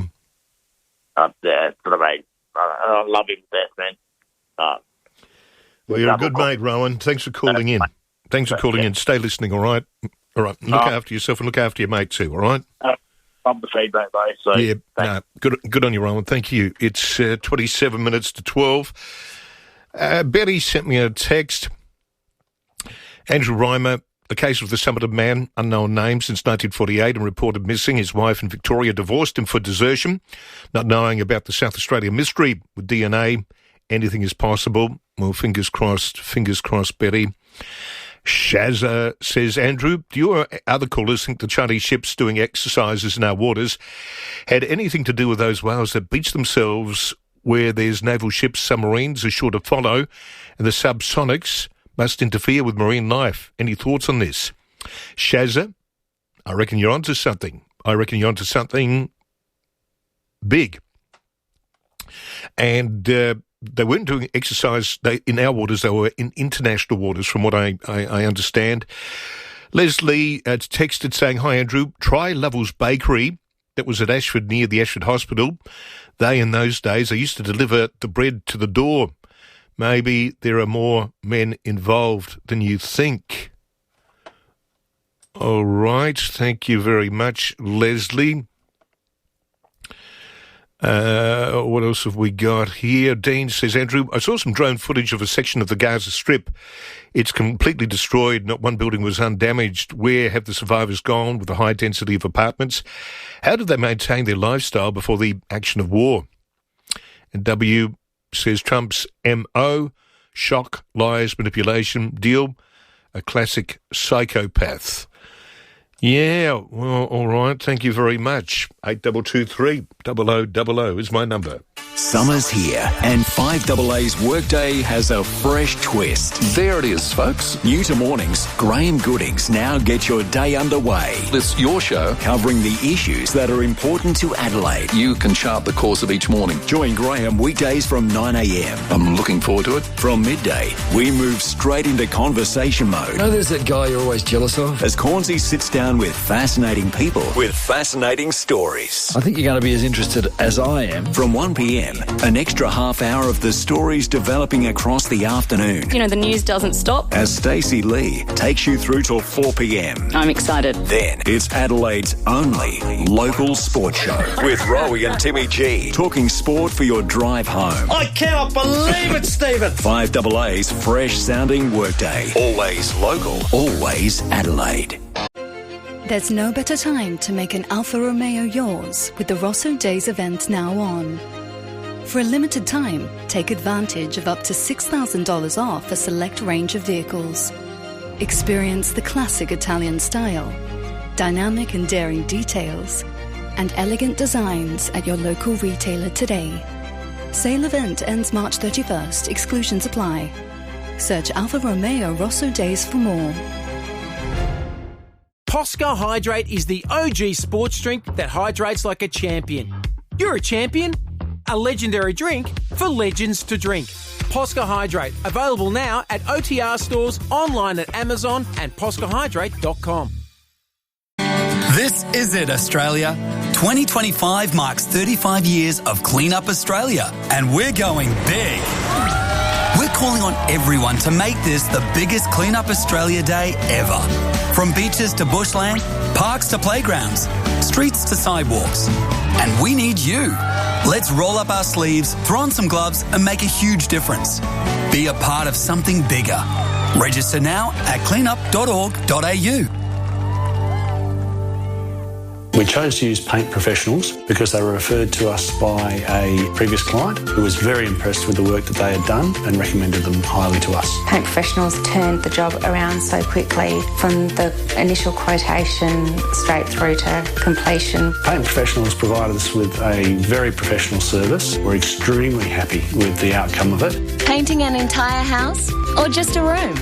Make it a great experience with Paint Professionals. Visit paintprofessionals.com.au. Shane from Drummond Golf, you've taught us blokes a thing or two about the game. It's been a pleasure to help you, Rowie. And I'm your favourite student. Hey, oi. Surely I'm better than Timmy and Rennie. Hey. I don't want to get into details. Come on, it's me, isn't it? It's me, isn't it? Hey, mate, I'm right here in the room, and I'm right behind you. Come on, easy. Oh, you're a good one, aren't you? Come on, boys, let's just settle down. I've seen you all swing. But, fellas, in all seriousness, it's not who's the best. It's about the love of the game. Drummond Golf. For the love of golf. Looking to give back to your community? Here's your opportunity. CMAX Clinical Research is trialling a new potential treatment for epilepsy and is looking for healthy volunteers aged 18 to 55 to help. Sound like you? If eligible to take part, you'll experience an 18-night stay at CMAX in Adelaide CBD, attend one follow-up visit and get paid for your time. Ready to make a real difference? Join our clinical trial today by applying at cmax.com.au. That's cmax.com.au. Beechwood Homes, Adelaide's leading bespoke home builder, celebrates 35 years. Over that time, they've helped many hundreds of people realise their dream of building a home exactly how they envisioned it. That's the wonderful thing about building with Beechwood. There are no set plans, no set rules. It all starts with a pen, paper, and your ideas. Just like it did 35 years ago. If you can dream it, Beechwood Homes can build it. Life's good. It's even better in a Beechwood home. Andrew Reimer, talking Adelaide on 1395 5AA. Still 21 degrees out there and quite a bit of action happening around town at the moment. I just wanted to have a look out the window from here in Reimer Square. Lots of cars around the place, lots of people walking, a lot of excitement with everything happening in regards to the fringe as well. If you're out and about on the roads, do take care. Drive to conditions, make sure your lights are on. I noticed police have been out in force too, doing the drug and drink driving testing. So don't drink and drive, don't do drugs and drive either. Adelaide Emergency Departments, 45 minutes ago, there were 76 people admitted waiting for a hospital bed, being housed in our adult emergency department. So they're all having a pretty busy night tonight. Matt at Craigmore, how are you going? G'day, Andy. Yeah, great, mate. How are you? Yeah, I'm good, thanks. Good. What's going on? Apart from the obvious callers tonight, they're a bit disappointing. It's Talkback Radio. You just go with the flow. Yeah, no, I understand. And you've done very well to handle the, what do we call them? Reject callers? Well, the more challenging ones. Yeah, they're more challenging, and you handle them very well, which is a great testament to your character and the 5AA listeners and callers. It's brilliant. Oh, well, thank you very much for that, man. Thank you. Yeah, I understand how tough it is for you, because, it was tough for me listening. Hmm. And I just don't get why they try and vent to you the way they do, because it's really distressing, like, hearing their stories. Well, it's not even stories. It's just the absolute bull crap they dribble to you. Mm.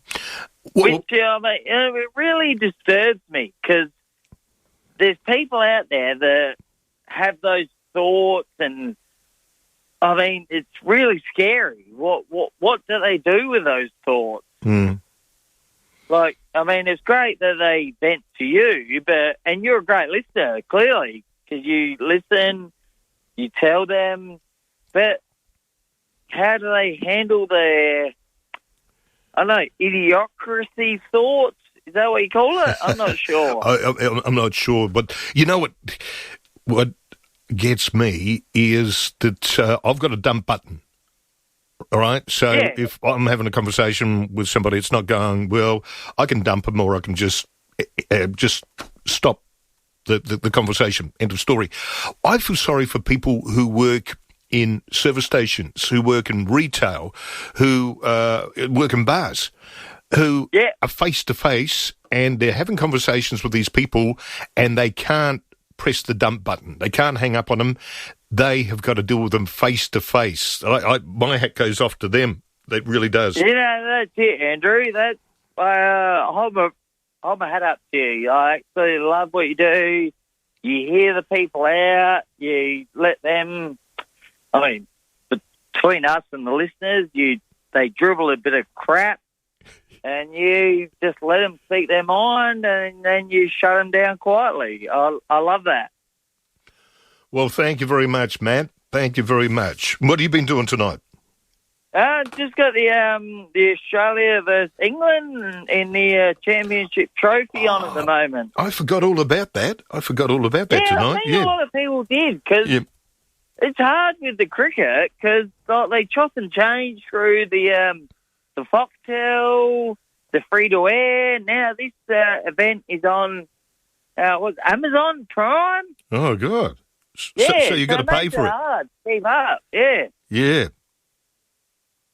Yeah, but also the listeners, I'm not sure if they're all aware, but there's an event coming up for the PWSA wrestling on March 15th. Yes. Somebody sent me a text in earlier about that, yeah.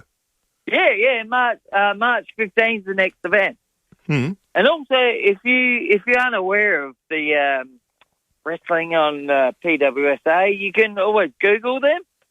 So on Google or YouTube, you can Google PWSA wrestling.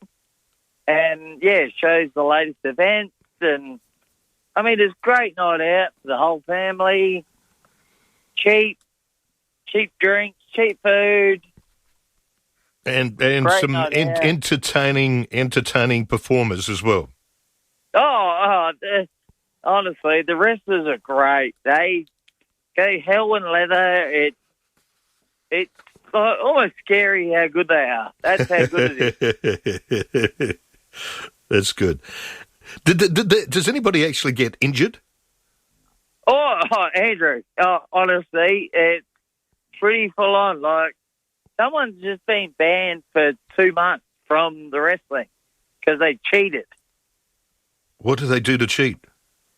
They had their feet on the rope when you're pinning someone. Yeah. And so the ref's counting 1, 2, 3, and they had their feet on the rope. So after watching the vision, someone has spotted that they were cheating. So now they've been banned for 2 months, which, that's fair. That's fair. Mm. You must admit. Yep. No, I think so, for cheating, yeah. You must admit, if your feet are on the rope while you're pinning someone, you can't pin them 1, 2, 3. That's cheating. All right. Hey, Matt, I got to keep moving, but thanks for calling in. Hey, just to let you know, you probably already know this, but I'll let the listeners know. Doug's just let me know. Andrew. ICC Championship Trophy, England 8 for 351 after 50 overs. Australia yet to bat. Yeah. Aussies, 100%. Get up. Love you, Andrew. Yeah, good on you, Matt. Thanks very much for your call. Love you, brother. I appreciate Good night, it. brother. Good night. Good night, Love mate. you. Bye. Cheers. Bye-bye. It's 14 minutes to 12 here on 1395 Adelaide's 5AA. John Athelston has texted. Good evening, Andrew. Great show tonight, informative and entertaining. The reason your show is so good is you allow true talkback by allowing all callers to contribute to the rich tapestry of opinion. If we start getting upset and suggest that callers who people don't like to hear should be banned, it's not up to them. It's up to you. After all, we listen to you because you're becoming a rarity on 5AA. If the interesting callers are banned, then it becomes too controlled and less entertaining. As Ricky Gervais said, everybody wants freedom of speech until someone says something they don't agree with. Keep up the great work, Andrew. John at Athelston, thank you very much for that. And I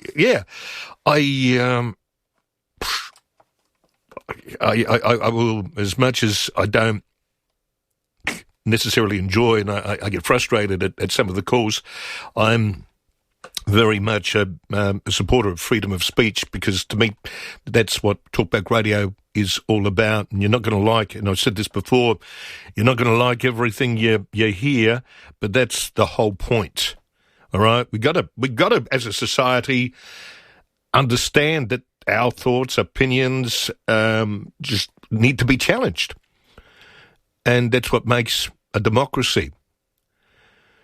Another text. What about these people that live in public housing that has to put up nutcases, social inclusion? It doesn't work. Well, there's a good point you make there. And W says, just a fact, 17,000 metre of low to medium nuclear waste stored in Adelaide. Metres squared or metres, yeah. Anyway, but thank you very much for that. Each week on the Fiveaa Sports Show, Rowie and Timmy G track down the sporting greats of years gone by. With Fiveaa's Where Are They Now? Thanks to Walco. A Walco pool blanket will keep your water clean, warm and prevent evaporation. Walco.com.au. There's no better time to make an Alfa Romeo yours with the Rosso Days event now on. For a limited time, take advantage of up to $6,000 off a select range of vehicles. Experience the classic Italian style, dynamic and daring details, and elegant designs at your local retailer today. Sale event ends March 31st. Exclusions apply. Search Alfa Romeo Rosso Days for more. I choose Thurman. Thurman. Thurman. Thurman. Thurman. Thurman. Thousands of plumbers can't be wrong, and they all choose Thurman Hot Water for its nationwide availability, easy install and expert support. Thurman, hot water you can depend on. Grab it at Reese. Australia, you deserve Super Loop's 1 gigabit lightspeed plan for just $99 a month with typical evening speeds of 860 over 42 megabits per second. See website for T's and C's. Refresh your internet with Super Loop. Posca Hydrate is the OG sports drink that hydrates like a champion. You're a champion? A legendary drink for legends to drink. Posca Hydrate, available now at OTR stores, online at Amazon and poscahydrate.com. Agostino Mitsubishi's Good To Go factory clearance is officially on. That's right, they'll sort you out with an instant drive-away bonus of up to $3,000. Nice. What cars we talking? Oh, Triton, Eclipse, Outlander, Pajero, all of them. Okay, so which one would you get? What about all of them? Yeah, well done. Me too. The Good To Go factory clearance is on for a limited time only. Head into Agostino Mitsubishi, Nailsworth and Mawson Lakes and grab a bargain. A new garage door to your home can improve the street appeal and value of your most prized possession. Call Gliderol now and order a new door and operator before the end of February and receive 2 extra handsets. Plus, we'll take down and remove your existing door at no charge. Call Gliderol now for a free measure and quote on 1300 799 144. Some T's and C's apply. Retail customers only. Call Gliderol today or visit gliderol.com.au. There's some big players in the solar energy market, but it's important to remember that bigger isn't always better. At BJ Energy, we're big enough to supply trusted brands like SolarEdge and small enough to take the time to listen. We don't bulk sell solar packages. We'll work with you to find out what you need and what you can expect to save. We can even move you away from gas and electrify your entire home. Visit bjenergy.com.au for a free, no pressure, no obligation quote. His name is Andrew Reimer. He's bald, he's an old timer. You think AA would find somebody finer? You think AA would find somebody finer than Andrew Reimer? Than Andrew Reimer?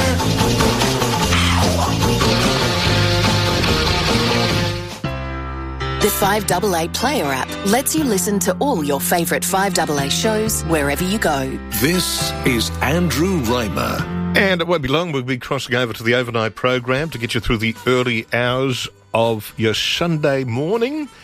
But before we do that, let's hear from Helen at Plimpton. Hi, Helen. Hello, Andrew. Couple things. Firstly, I'd like to recommend Rowan's friend see a doctor. There's several reasons why he could be having seizures. I've got over 40 years of nursing experience, and the fact that they're increasing in frequency with the fits, it is a concern. He could actually have an accident while he's experiencing a seizure, so it needs to be investigated. I've had 2 friends recently who've become epileptics. After tests, they went on medication that's now appearing to be controlled. They lost their licence for 6 months and will probably get it back. But one of the girls actually had a fit 5 minutes after she stopped her car and fainted in the shopping centre, and it really scared her because she said it could have happened when I was driving. I could have killed someone or myself. So definitely he needs to take his friend or get his friend to go to the doctor. The other thing I wanted to say, I was a bit offended with Jimmy's comments tonight. Mm-hmm. I found that I believe he hasn't been a father, so he hasn't experienced giving parental love and therefore loss as well.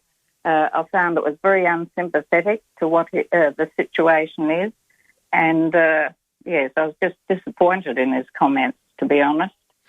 I was disappointed too. I actually couldn't believe his comments.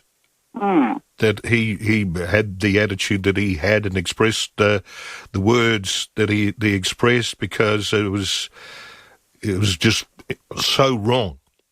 Exactly, I agree with that. I wondered, have you ever done a counselling course? It's a very private question, but I think you're so tolerant, patient and good, and I thought you've handled, like the others feel, you've handled the situations very well tonight. Oh, thank you very much. I don't think I've done a counselling course, but I've been around a long time, and dealing with talkback, doing talkback for many, many years, but also another, like my role Monday to Friday, I'm a funeral celebrant. And so... Yes, I know. I've met you, actually, Andrew. Oh, right. You did Our Neighbours, and you told me my husband looked like Jay Weatherall. Oh, yes, yeah. He's forgiven me, hasn't he? Oh, yes. Yeah, no, that's yeah, I do remember because of that's thinking the husband looked like Jay Weatherall. Yeah, so and that's, I guess, through that you learn to listen and take in what people are saying. Yes, anyway, keep up the good work. I have enjoyed it, but certainly it's been a bit of an unusual night in a way with the calls that have come in, and yes, I think counselling or the way you've dealt with them has been admirable. Yeah, well, thank you very much for that. I appreciate it, Helen, and good on you for ringing in too, all right? Okay, right. Take good care. night. Okay, good night, Helen. Now, we were talking about that song earlier on, and I think it might be a nice way of a little bit of nostalgia before we head off. It was Bob Hudson, and it was somebody sent in the answer to who sang the Normie song, Rack Off Normie, You and Your Mates. Sue Thompson, I think, was it Sue Thompson, the person who sent that in. But what do we got? Cubic meters. Thank you very much. Another text says, let a politician live near a nutcase. She is good love. That is fair. Wow. All right. Well, thank you very much for those messages. Muchly appreciated. We still have a few outages around the place by the looks of it as well. We've got, well, I say a few. We've got one outage affecting 28 people.